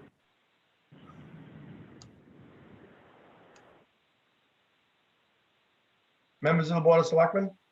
I don't have anything. No. Nothing. Mr. Town Administrator, you have anything? No, I don't have anything more either. Thank you, Mr. Schwartz. Thank you. Mr. Rhines, do you have anything more you want to add, or are there any other members of the planning board that are here? No, they're not, Mr. Schwartz, and I would just like to say that I want to appreciate the time that the Finance Committee has given me. I was just, it was not an argument, it was just an explanation of members who have just reached out to me in regards to our situation. But I do understand the finances that the town is under the pressure of right now. And myself being a resident, we worry about that as a family every day, so that's understood. And again, I want to thank the Finance Committee and of course you, Mr. Schwartz, for all the time you do put in. And I understand that. Yeah, Mr. So- Rhines, are you still the chairman of the CPC? No, sir, I'm not. I've Oh, stepped okay. down. I have stepped away completely. Okay, I was just gonna ask you questions on that if you still were. Well, if there, I could possibly No, answer your questions. I was just wondering if there were gonna be any articles on CPC at this year's annual town meeting. Yes, there will. There is an article that will be presented, and it's from the Historical Commission, and it's in regards to monies they'd like to receive. It's a matching grant from the state to update the historical homes in town, and I believe it is $25,000. And then, of course, Mr. Schwartz, I believe the committee would be presenting, because I wrote the articles myself, the 10, 10, and 10s, which have been a little bit increased because we did receive increased monies last year through tax receipts and Registry of Deeds monies. Yeah. And also, Mr. Laviolette should be in possession. If not, I will forward him our 5% budget. And that there are no other major articles, Mr. Schwartz, I believe, that will be presented from the committee. Okay, thank you. You're very welcome. And again, thank you very much for everything you guys do with the Finance Committee, and we look forward to seeing everyone at town meeting. Thank you. Thank you. Stay safe and good night. Board of Health. Mr. Pius here? Are you unmuted? I'm here. Hey, Todd. Hello. Todd, this is Tom. We're on. I saw Todd's face too, Todd. Oh, yeah, we changed. This is his laptop, so I'll say good evening, everybody, first. And where would you like to begin? 433, maybe? Yeah, so we did get, the information that you sent over was forwarded out to all the committee members. Okay, great. Just as a heads up to that. But, and with that being said, I want to ask the FinCom if they have any questions from the overview, or if you just want to touch on a couple of points, Tom or Todd, on what you guys sent out. Well, most of our budget is based on volume, historical aspects of it, what we've, and also on contracts for the most part. It's been a little unusual the last year, more than anticipated. So we're basing what we've done more than this past year, but even back. So we expect the volume to continue to increase or stay as it is. So the numbers we've given are our future expectations of, we have all the records, we have everything here. Todd does a great job of keeping all the spreadsheets going with our volumes and projections and so forth. This is all based on that. It's all numbers, not made up stuff, so. So I just have, first and foremost, I want to say, as I said to the schools too, thank the Board of Health for everything that you guys have done throughout COVID, because I know it's been definitely an extra stressed pressure. You know, one of the things that hopefully comes out of this is, from an overall standpoint, not just here, but everywhere, our preparedness will be better. God forbid we have something like this ever again. So from myself, I just wanted to say thank you. Thanks. That, separate from talking about the finance parts of it, there's a lot of thank yous to go around to people within government, but, Board of Health took a huge brunt along with public safety at the beginning of this, so. Yeah, it kind of weighs on you after a while, while. when you talk to somewhere around 800 people about their condition. Some have passed, so it's not a pleasant thing that they need to be doing here with the contact tracing.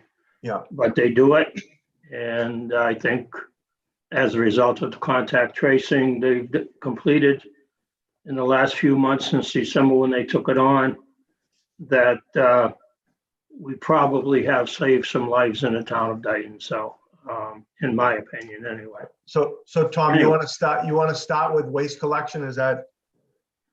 Yeah, beginning with hired equipment, the $3,000 we're trying to add to that is for a tub grinder. Each year, it seems we have a lot of brush or trees that have come down through different storms, and we never allow for the $3,000 average for the hired equipment, which would come under for a tub grinder.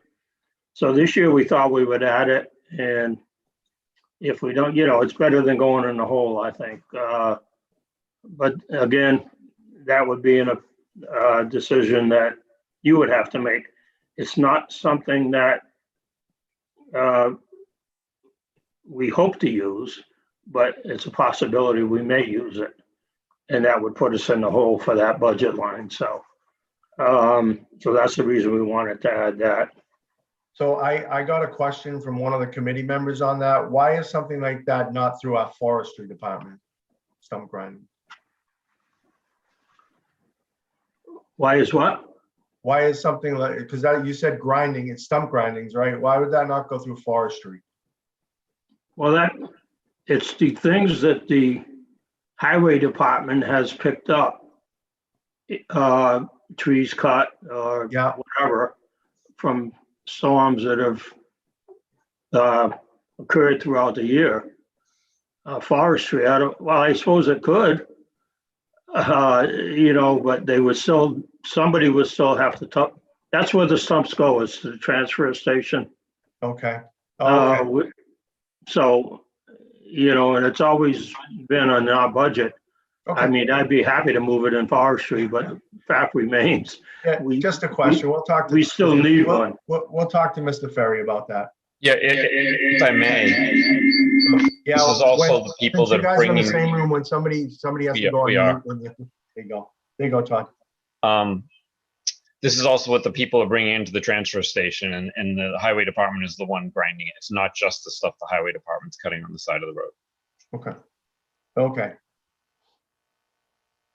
So did we see a huge increase in both tonnage of trash and recyclables during COVID?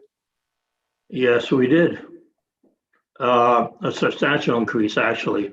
Todd may have the percentage. I'm going to mute myself if he can get it off the top of the head. I think he has his numbers in his spreadsheets, if you're interested in. Yeah, no, my real question, it's tough to do, but how much of that do we attribute to COVID? How much do we attribute to the large growth of number of homes we have in town? I'm sure there's probably no way of figuring that out, right?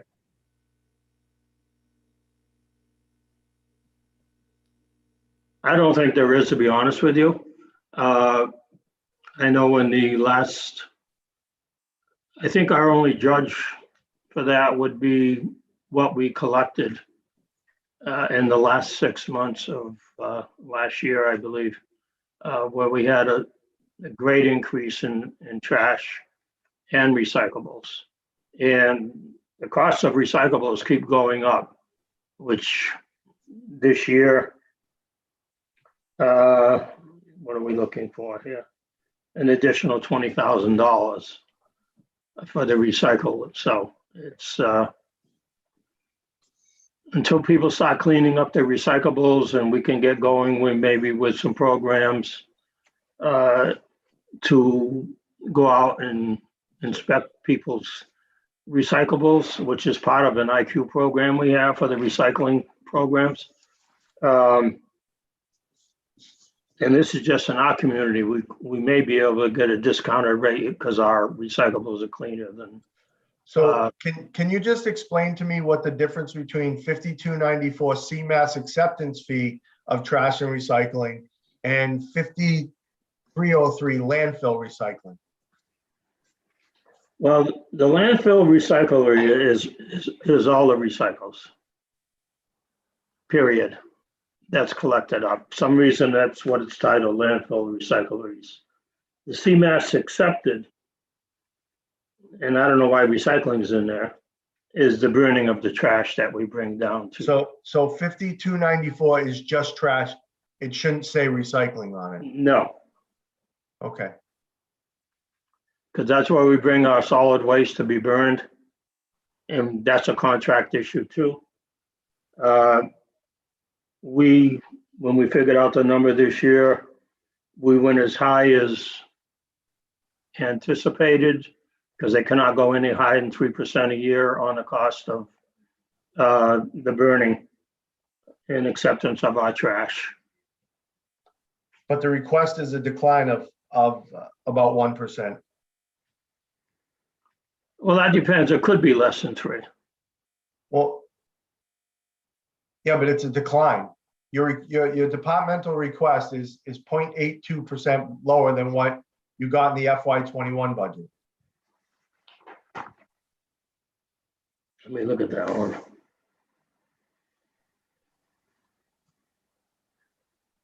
Todd, could you answer that? So you have the percentages there. I do.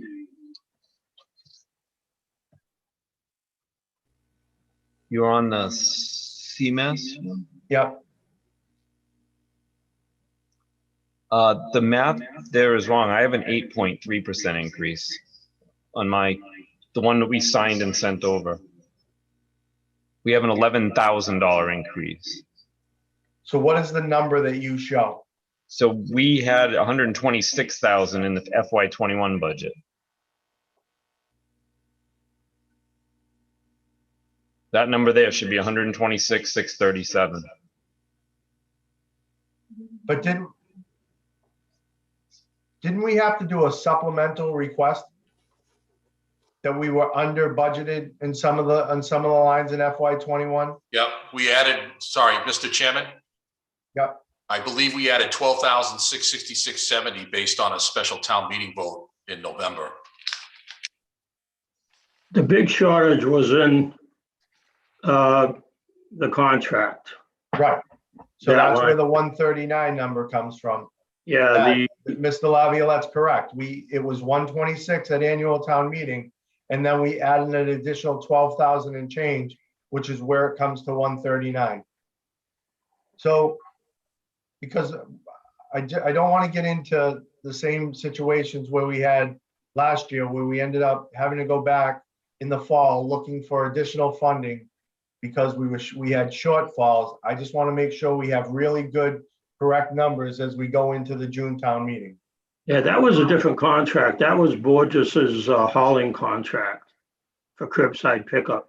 The major shortfall was in. The CMAS 5294, our request this year was 138,140,154.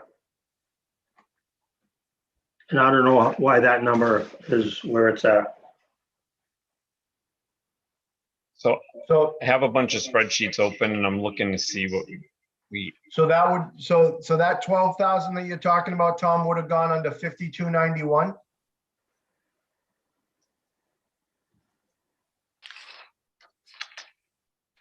Oh, I can't recall it back then. There was some short, there was between the additional overtime due to COVID and stuff. For the sake of time. Yeah, we I'm can gonna get ask that information. That the town accountant, town administrator, and you guys get together. So we Okay. make sure when we start to look at making our recommendations next week, that we have the correct number. Okay. I don't want to go through again in November what we had to go through last year, adding these additional budget lines. And I know last year was a unique year and, but I just want to be tighter on it this year.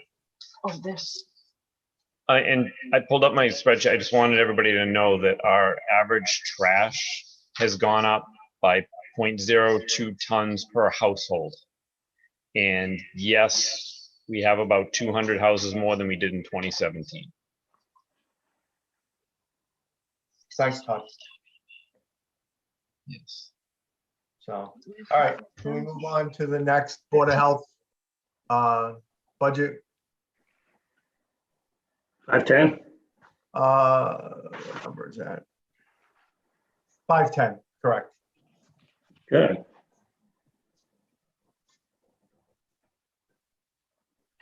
Yeah, inspect,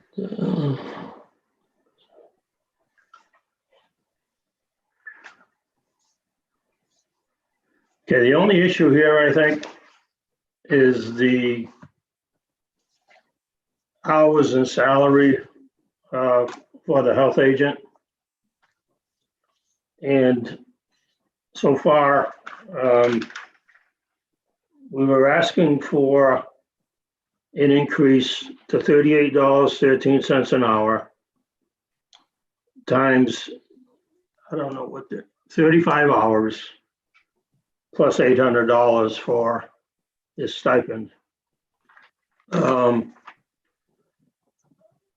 I'll start with at least what I'm going to present here as far as our need to increase both of these.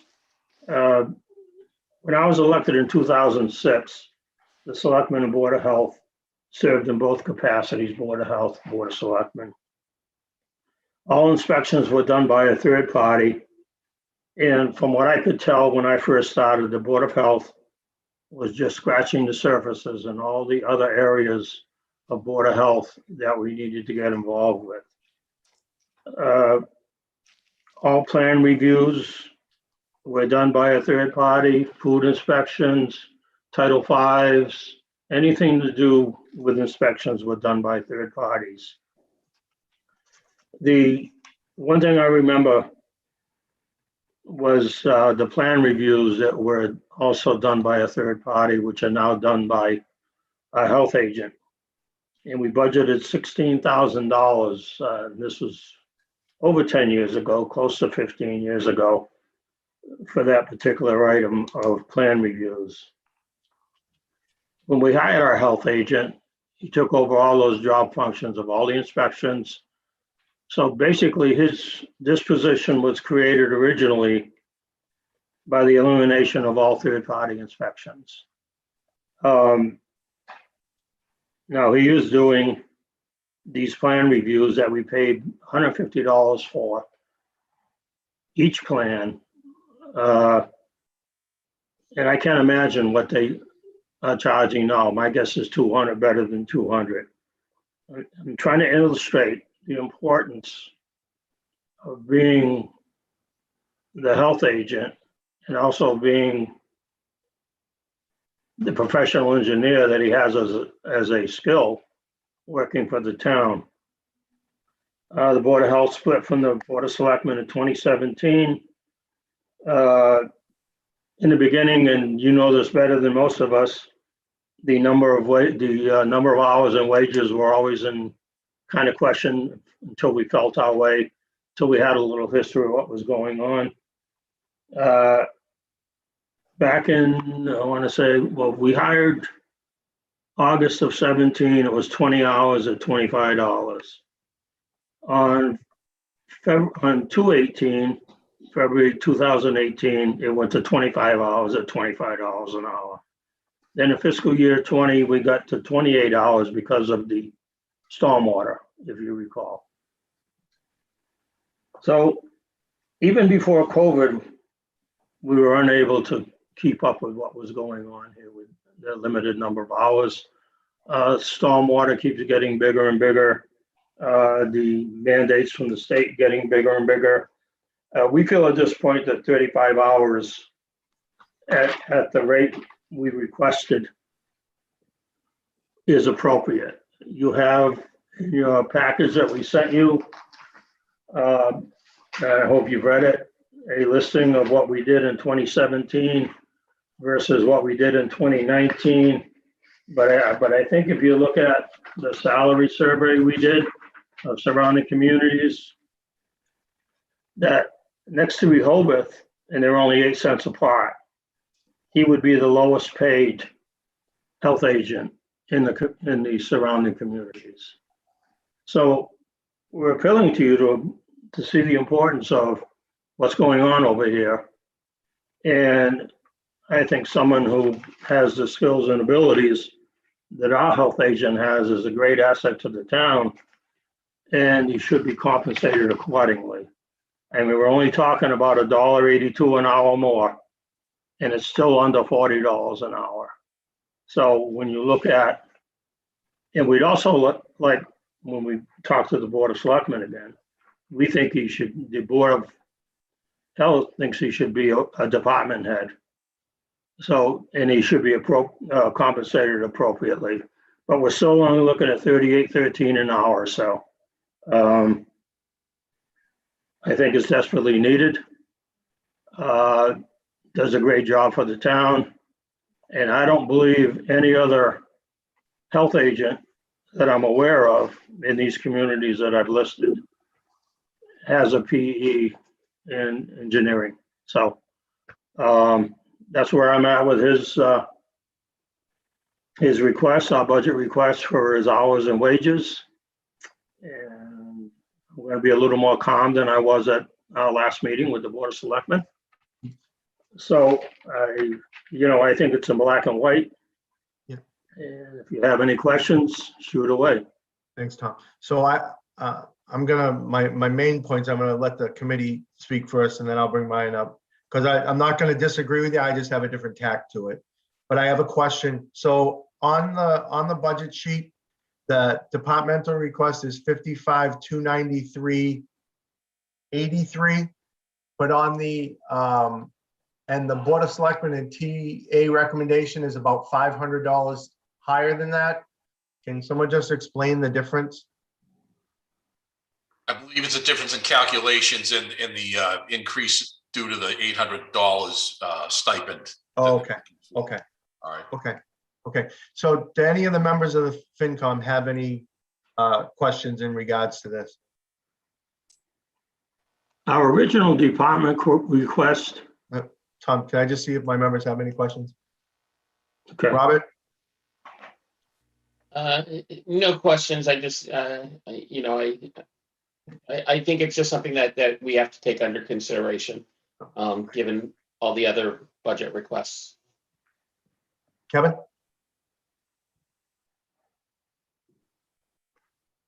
Or Catherine? Nope, thank you. Okay, so Tom, Sorry. I'm not disagreeing with you that it is and as you know, it's taken me a while to get here, because I think we've been talking about a health agent for many, many years of a full-time health agent. And I agree that at this point, with everything that goes on, even outside of COVID, let's separate COVID as hopefully a one-time thing. There are a lot of Board of Health issues that the health agent has really stepped up and taken care of. But I think to the point that your last point about making it a department head, I am totally on board with that. Someone has to have the authority on the day-to-day basis within the Board of Health, and that should be the health agent. And I totally agree. But I personally believe before we set it by utilizing an hourly rate, that if we're going to create this and it's now going to be a full-time position, which comes with benefits, did it have benefits before? Well, he would be eligible for benefits now, which but he doesn't wasn't- utilize. He wasn't at the 28-hour level. He 20 wasn't hour. 20 hour. He wasn't eligible for benefits. Yes, he was. Yes, he was. Just like other department heads that we do, that this should be a negotiated contract with whoever is the health agent, just as we do with the highway superintendent, the building commissioner, someone who's going to be a department head. I would rather not establish a wage rate and leave that in the hands of the Board of Health and Board of Selectmen, to negotiate, whether it's Todd Pilling or Dave Smith 10 years from now, that it is a negotiated contracted position with the town, that it establishes the guidelines, the salary, the benefits that go along with it. That's, I think it's a well-needed position. How we fund it is a different story from my position on that. Well, I'm probably wrong, but my understanding was 20 hours under state regs does trigger the insurance. That's correct. Yeah, but I'm not just talking about the insurance. I'm talking about having a negotiated contract with whoever is our health agent and not establishing a wage rate by vote at town meeting. It should be something that we know. Is it salaried? Is it salaried plus overtime? I mean, there's a significant overtime line in here this year because of everything that went on. I think we need to establish the job with a salary that goes along with it. And that's negotiated between the person that is hired for the position and leadership in town, as we do, like I said, with a highway superintendent, a building commissioner, if we're going to make it a department head that's in charge of a department and has employees with it, that someone has the authority, someone has the responsibility, and we negotiate that. And I'd love to hear from the Board of Selectmen on that. And I agree. I would agree with that. However, the building commissioner and highway superintendent does not have a contract. So there are several people here that don't have contracts. I spoke with town administrator regarding this, and we sort of agreed that contracts should be issued. But that will take probably some time before we solve that matter. We're sitting here looking at somebody's getting $36 an hour now, and we're only talking $1.82 an hour, and we need the hours. And if the contract comes out to be something different, and by the way, the FY22 departmental request is not accurate. It should be $70,530.24. I take exception to that. There's an email that was sent between the Board of Health and the Board of Selectmen, effectively agreeing to what the Board of Selectmen or the town administrator had recommended at the time for a salary increase. So the departmental request was reflective of an understanding between the acting town administrator and the Board of Health. And that's why it's at $55,293.83. Well, now we've opened up another can of worms. Yeah, so if I may explain. Mr. Pius, I can clarify that. You came before the board, if you remember, and you, after we had agreed on this figure, you had asked for an increase. So that was the department head or the department's request for an increase. Not the first one. Yeah, this 55 is not what you finally requested. Initially, that's what was requested, and then it was changed, as you know. So I think you're correct that the figure that you're requesting is that 70,000 whatever to change versus what we're showing right there. That the email or the letter that Chris is talking about was prior to you coming before the Board of Selectmen. Yeah, we know the history of why this has been back and forth, and I don't want to go there. All you need to do is watch the meeting that we had, a budget meeting with the Board of Selectmen. I said I was going to be a little calmer tonight, and I plan on doing that. However, the reason we have two budgets is well known by the Board of Selectmen and by probably Chris Lavalette and by the town administrator. So with that being said, we are going forward with our first request before the change, which is the $70,000 for the 35 hours and $38.13 an hour. So that's our proposal, and that's what we're going forward with. So, okay, this is where I get frustrated in our process, because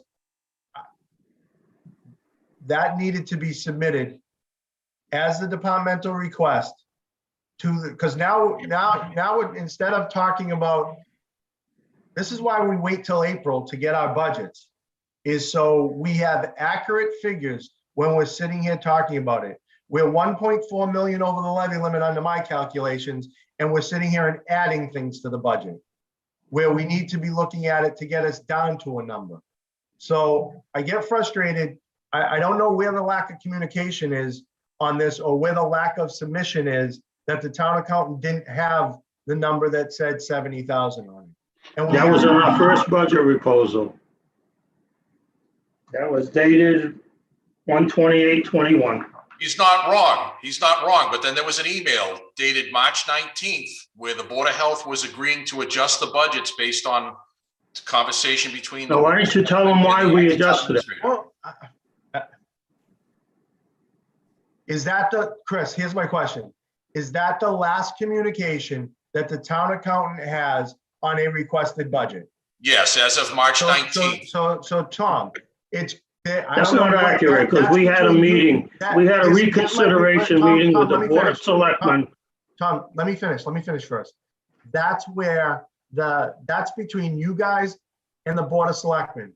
As the Finance Committee, if there's a disagreement, there has to be something in writing that was submitted to the town accountant, so we could have had the correct numbers here. No.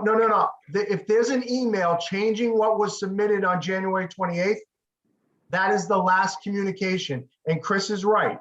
That is the communication he has as the keeper of the budget.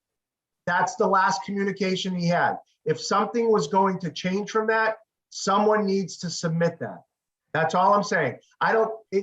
We'll put the 70,000 in, Tom, because I think we agree on, we're not sure, I don't know where we'll come out at the end. We'll change it to that. But all I'm saying is, from a communication standpoint, is the last communication the town accountant had was in March.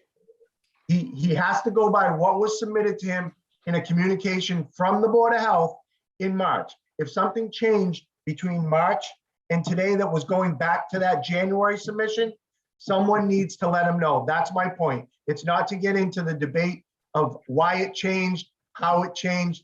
We just need, in order for us to have good information, as we sit here, someone needs to communicate it back to that 70,000.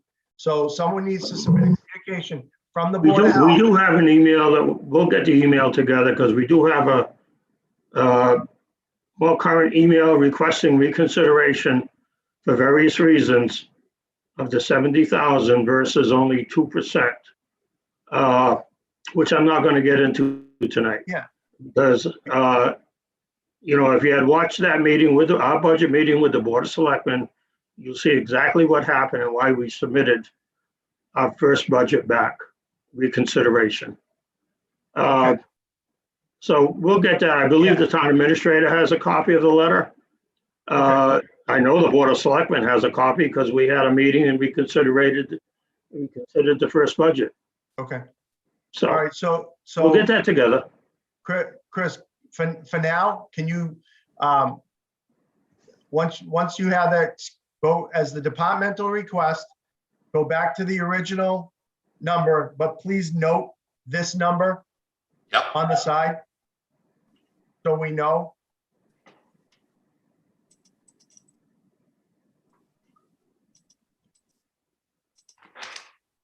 Because that, that obviously changes the calculation all the way through.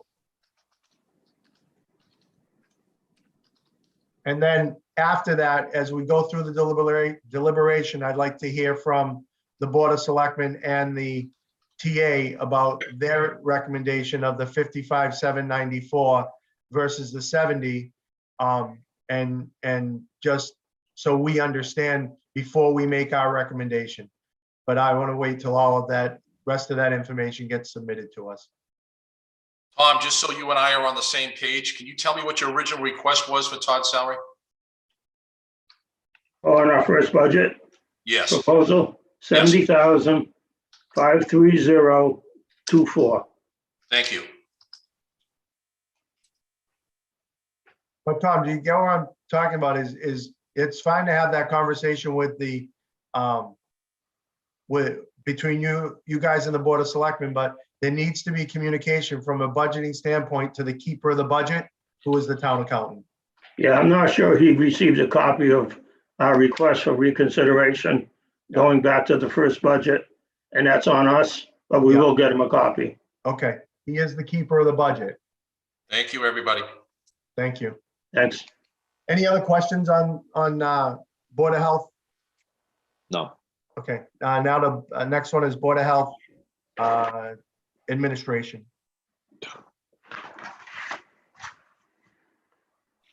So, As far as the salary for members, we are not seeking an increase.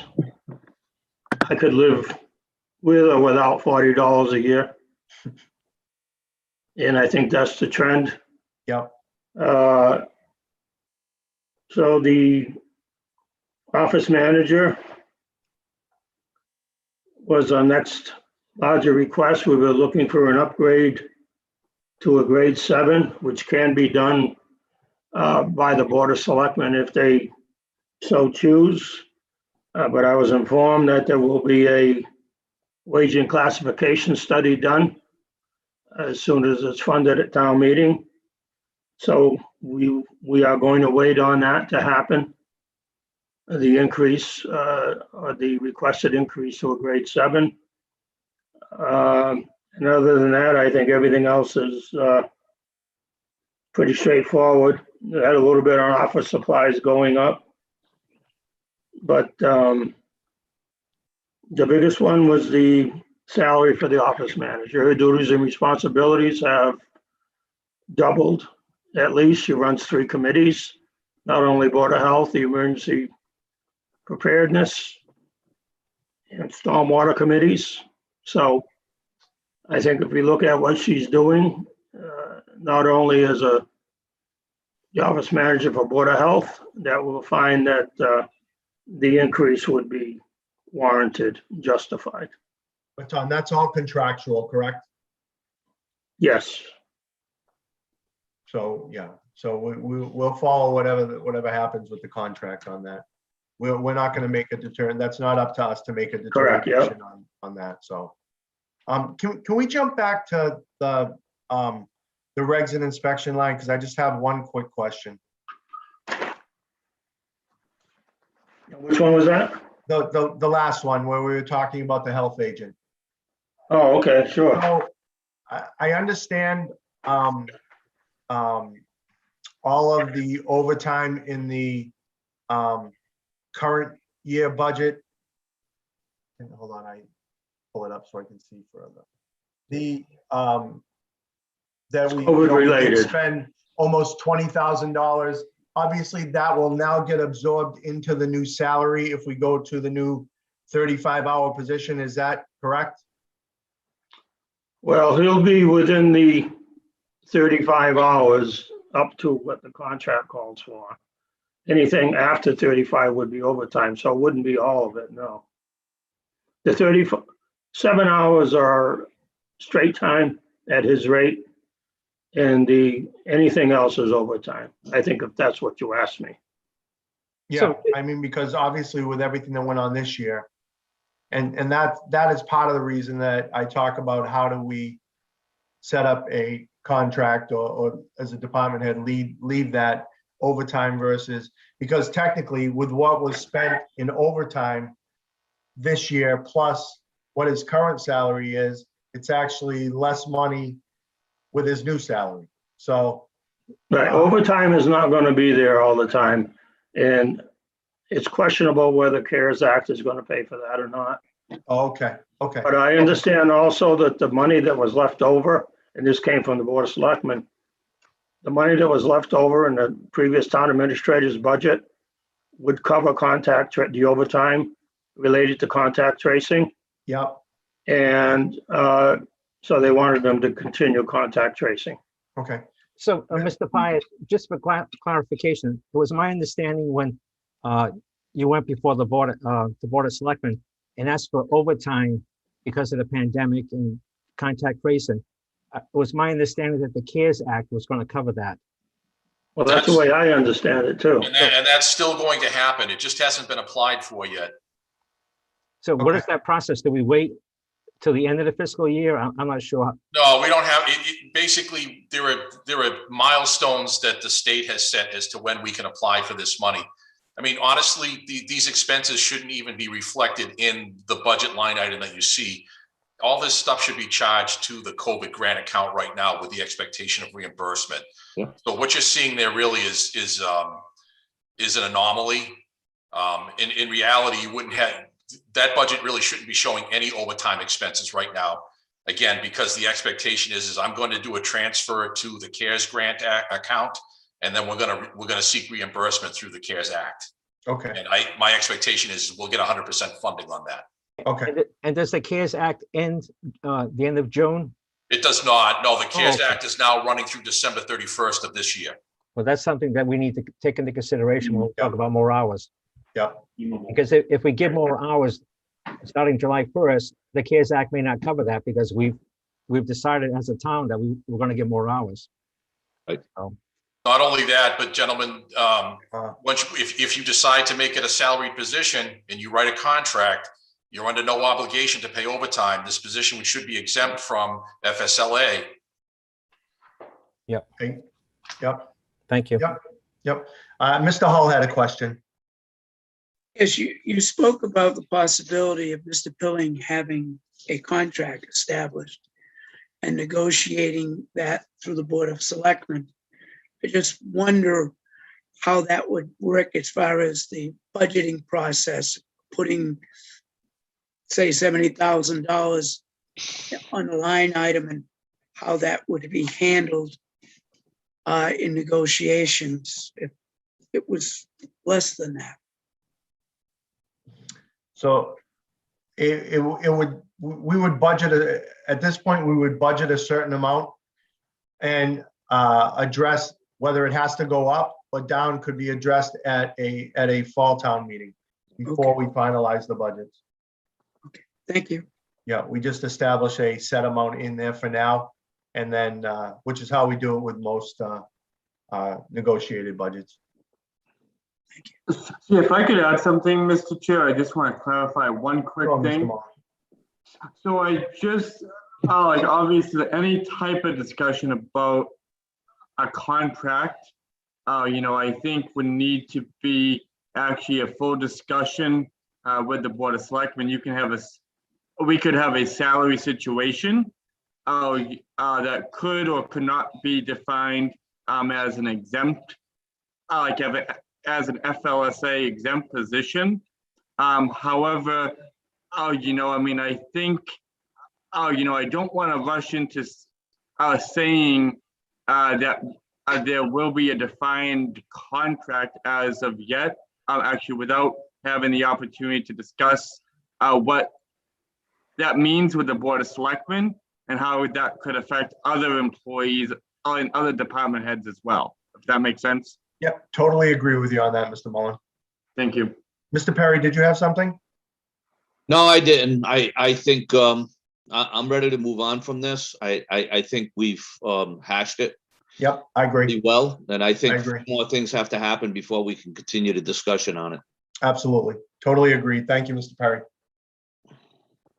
So next up, good thing is the last three should move through pretty quickly. It would be Parks and Rec. Thank you, Mr. Pius. Hey, thank you, everyone. Thanks, Todd. So, Mr. Chairman, it's my understanding that the Parks and Rec never submitted a budget. And I think we're just going to level fund it, or that may be our recommendation. Yeah. I'm disappointed that they didn't give a budget, quite frankly. Could you, Mr. Mullen, could you reach out to them one more time? Tell them that there is a possibility that they may get zero. Do that.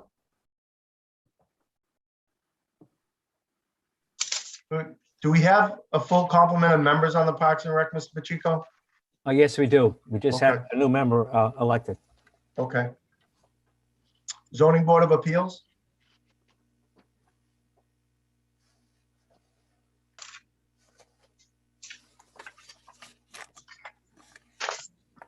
Is that 176? Correct. Is there anyone here from the ZBA?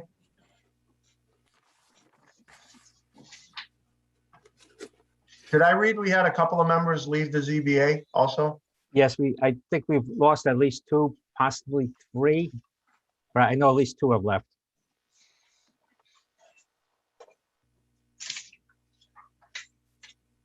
The good news, we have had at least one applicant, so that is encouraging. Good, good.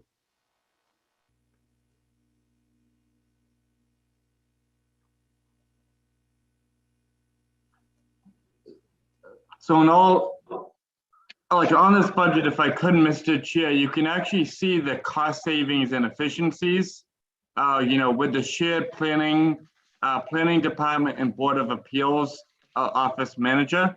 There was, it works based on the workload, but it also is helpful with, actually with regards to the budget as well. Okay, so this is a straight level funded budget request. It's actually less because of that position, but yes. Mr. Chairman, they also didn't submit a budget as well, so this was level funded.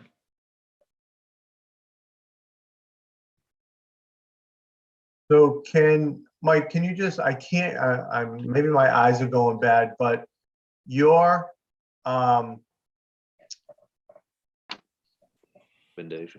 your recommendation is about $7,600 less than what? Mike, can I take that if you might? Sure. So Ed, as Brett just mentioned, the original request was based on a level funding of the fiscal 21 budget. Okay. That assumed that Jonathan. Gray. It assumes that he or someone was replacing him on a full-time basis for 20 hours a week.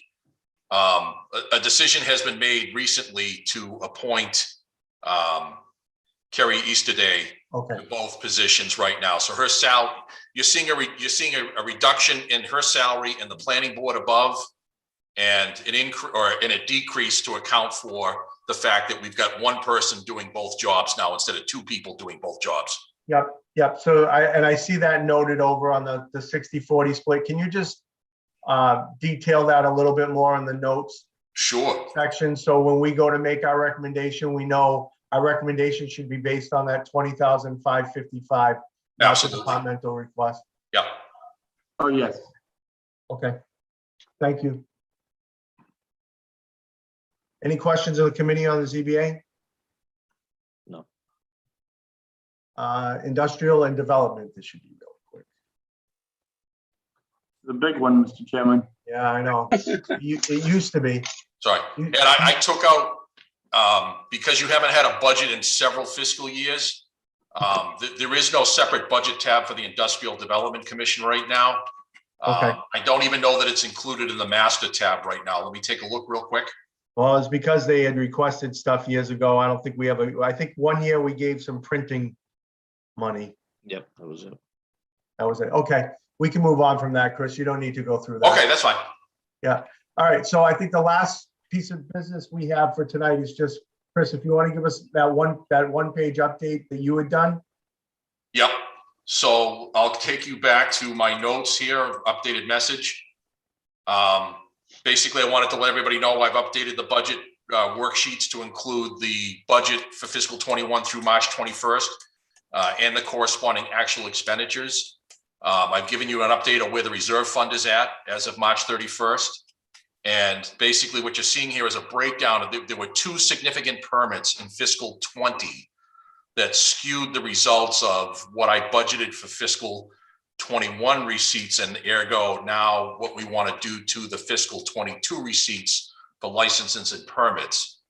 So there's $267,000 of actual receipts in fiscal 20 that were skewing estimates for fiscal 21 and subsequently for fiscal 22. So what I've done now is I've gone in and on the budget overview. So Chris, can I ask a question? So Sure. The solar one was in 20 or 21? I'm sorry, say that again. The solar. That was I'm sorry, those were both So you have a solar project on Elm Street that we Yeah. collected $143,000 for in fiscal 20.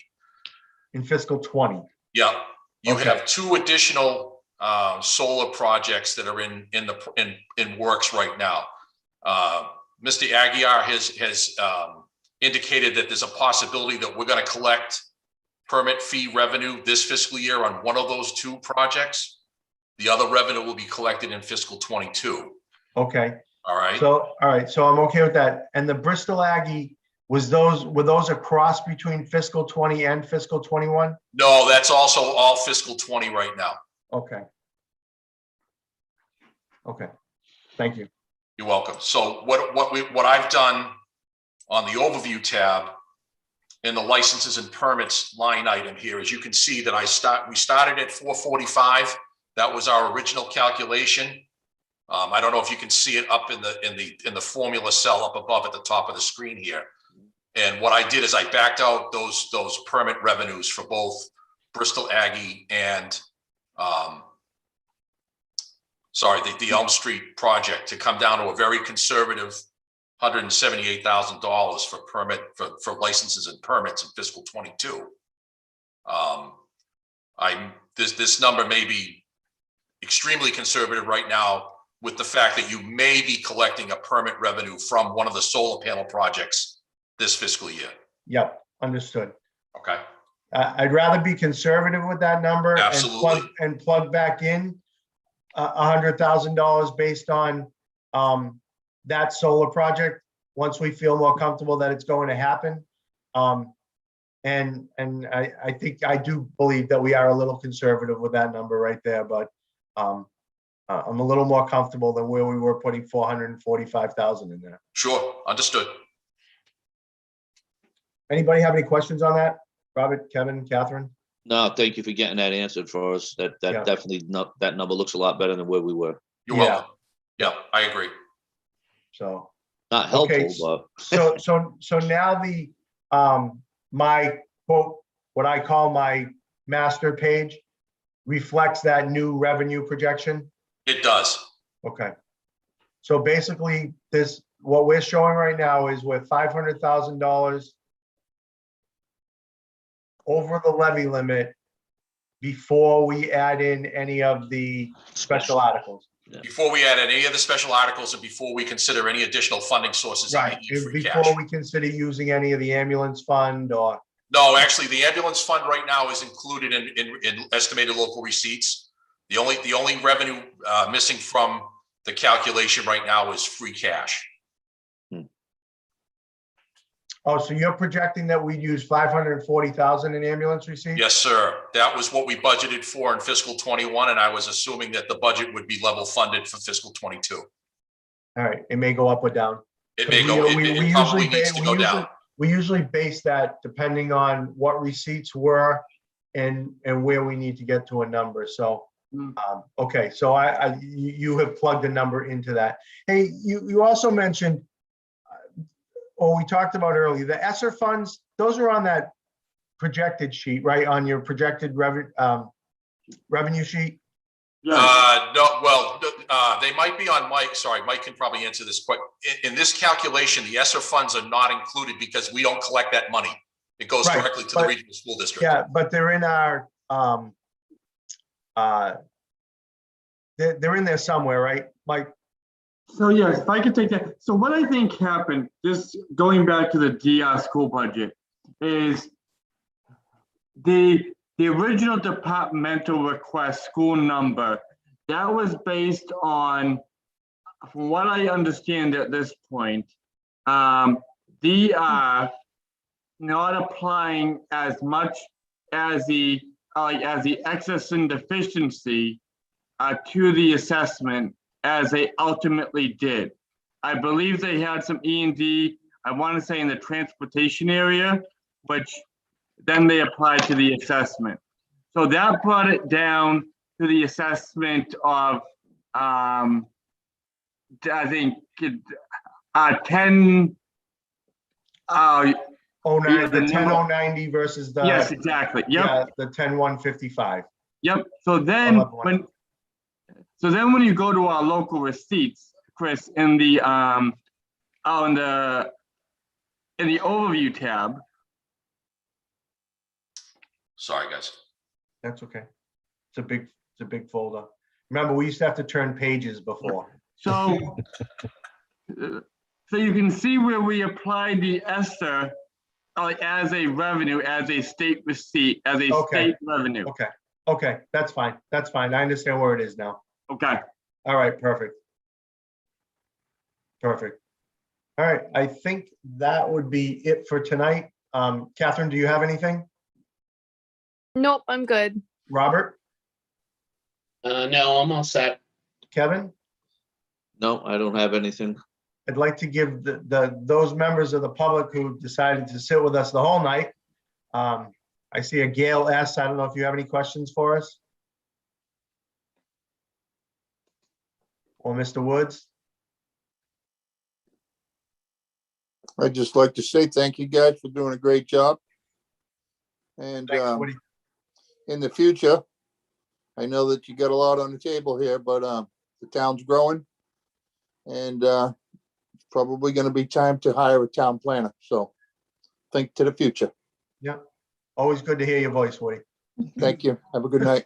Mr. Schwartz, Yes, Mrs. Goulart. can we get an updated schedule for next week? Because I know we moved some departments around, so try to, instead of trying to cross things out and add them, just a schedule with the new departments we're going to do next week, please. Yep, I will make sure that gets, I think has it been posted, Mike? The agenda for Tuesday has been posted. The updated agenda for Thursday will be posted as well. If you want, I can give you a rundown of what they look like quickly. Well, if it's posted, if you just send out whatever's posted, that would be helpful. Yeah, just email it out. Okay. That's fine. Yep. Mr. Ferry, I see you were hanging out with us tonight. I don't know if you had anything you want to add.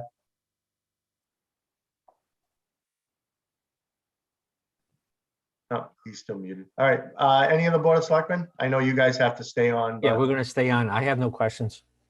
Dr. Z? Thanks, Ed. Oh, good work. All right. Thank you all. Motion to adjourn the Finance Committee? So moved. Is there a second? Second. There is no discussion on adjournment. Robert? You have to vote. You have to say yes. Yes. Kevin? Yes. Catherine? Yes. Thank you all. We'll see you all. We'll talk to you. Oh, my last thing, Mike. Yeah. Tuesday. Are we going to be able to go live if some people want to be live in person? Yes. All right. Can you just send out what is, we'll still have a Zoom for Tuesday, but what is required of members who want to come and do it live? Could you email that out to us? Yeah. Yes, I would. As I think of it, Mr. Chair, because the agenda, I just have to make sure the agenda posted right now is all Zoom. Okay. For Tuesday, it might be a little dicey for the open meeting law. Definitely Okay. Thursday, though. All right. I'd like to definitely do it for Thursday. Okay. Because we can, by Thursday, at least some of the departments will probably be able to do some of our recommendations, the ones that are pretty clean, just to get them done. Makes sense to me. Thank Okay. you. All right. Thank you all. We are adjourned. Thank you. Thank you. Thanks.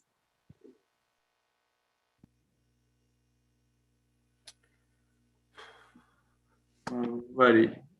Are you all set, Mike? Yes, I'm ready when you are, Mr. Chairman. Okay, we can begin or continue the Board of Selectmen's meeting. So we have a few items. Mr. Mullen, do you want to address the first item? Professional service. Yes, I'd be happy to. As the board discussed last week with the hiring of a new assistant town accountant, the former assistant town accountant, as we discussed, is willing to come back and help in the transition, which we do have a lot of work that frankly is building up right now based on the time of year it is.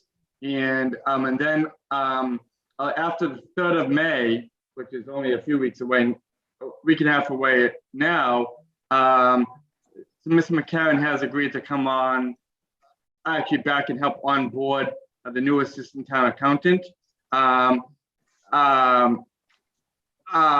She has agreed to work on a per hour basis as a rate of $35 an hour, which just for the sake of transparency is a little higher than the hourly rate that she left at. But we wouldn't have any health insurance or other ancillary or fringe benefit costs that comes along with it. And based on where we are, just in the fiscal year, and also with onboarding the new assistant town accountant, it is something that I am recommending the town accountant. He also is supportive of it as well, and so we wanted to bring it forward to the Board of Selectmen.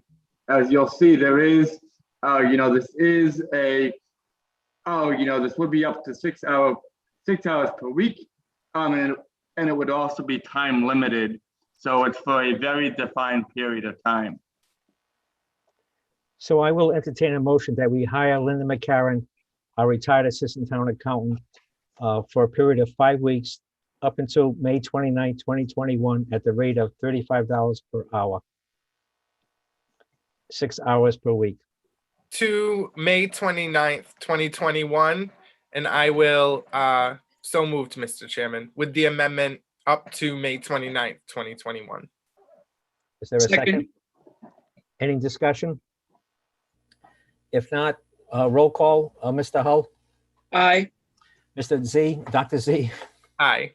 Kenny Pacheco also says aye. And if, Mr. Mullen, if you want to address the second letter that we got from Linda McCarron. So yeah, the second matter is really really like a housekeeping matter.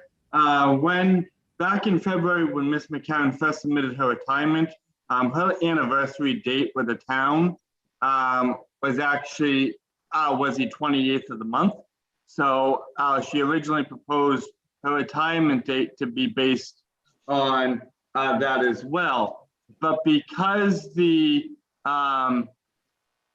28th of March was actually a Sunday, the retirement board, based on their rules and regulations and policies there, they wouldn't be able to give her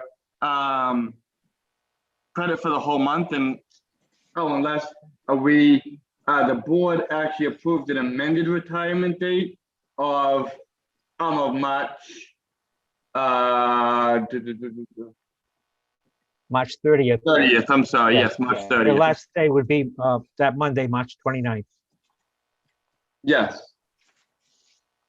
So she would use one of her accrued sick days to get to there. I will entertain a motion. Mr. Chairman, I make a motion that we approve the proposed amendment to the original retirement letter for Linda McCarron dated February 7th, 2021, as presented. Second. Any discussion? If not, Selectman Segafis? Aye. Selectman Hull? Aye. And Kenny Pacheco also says aye. Thank you, Mike, for that. We need to appoint a Board of Selectmen member as representative to receive updates on the DR teachers contract negotiations. I know in the past, Dr. Z, you've done this for the Board of Selectmen. Is there anyone who would be interested in doing this?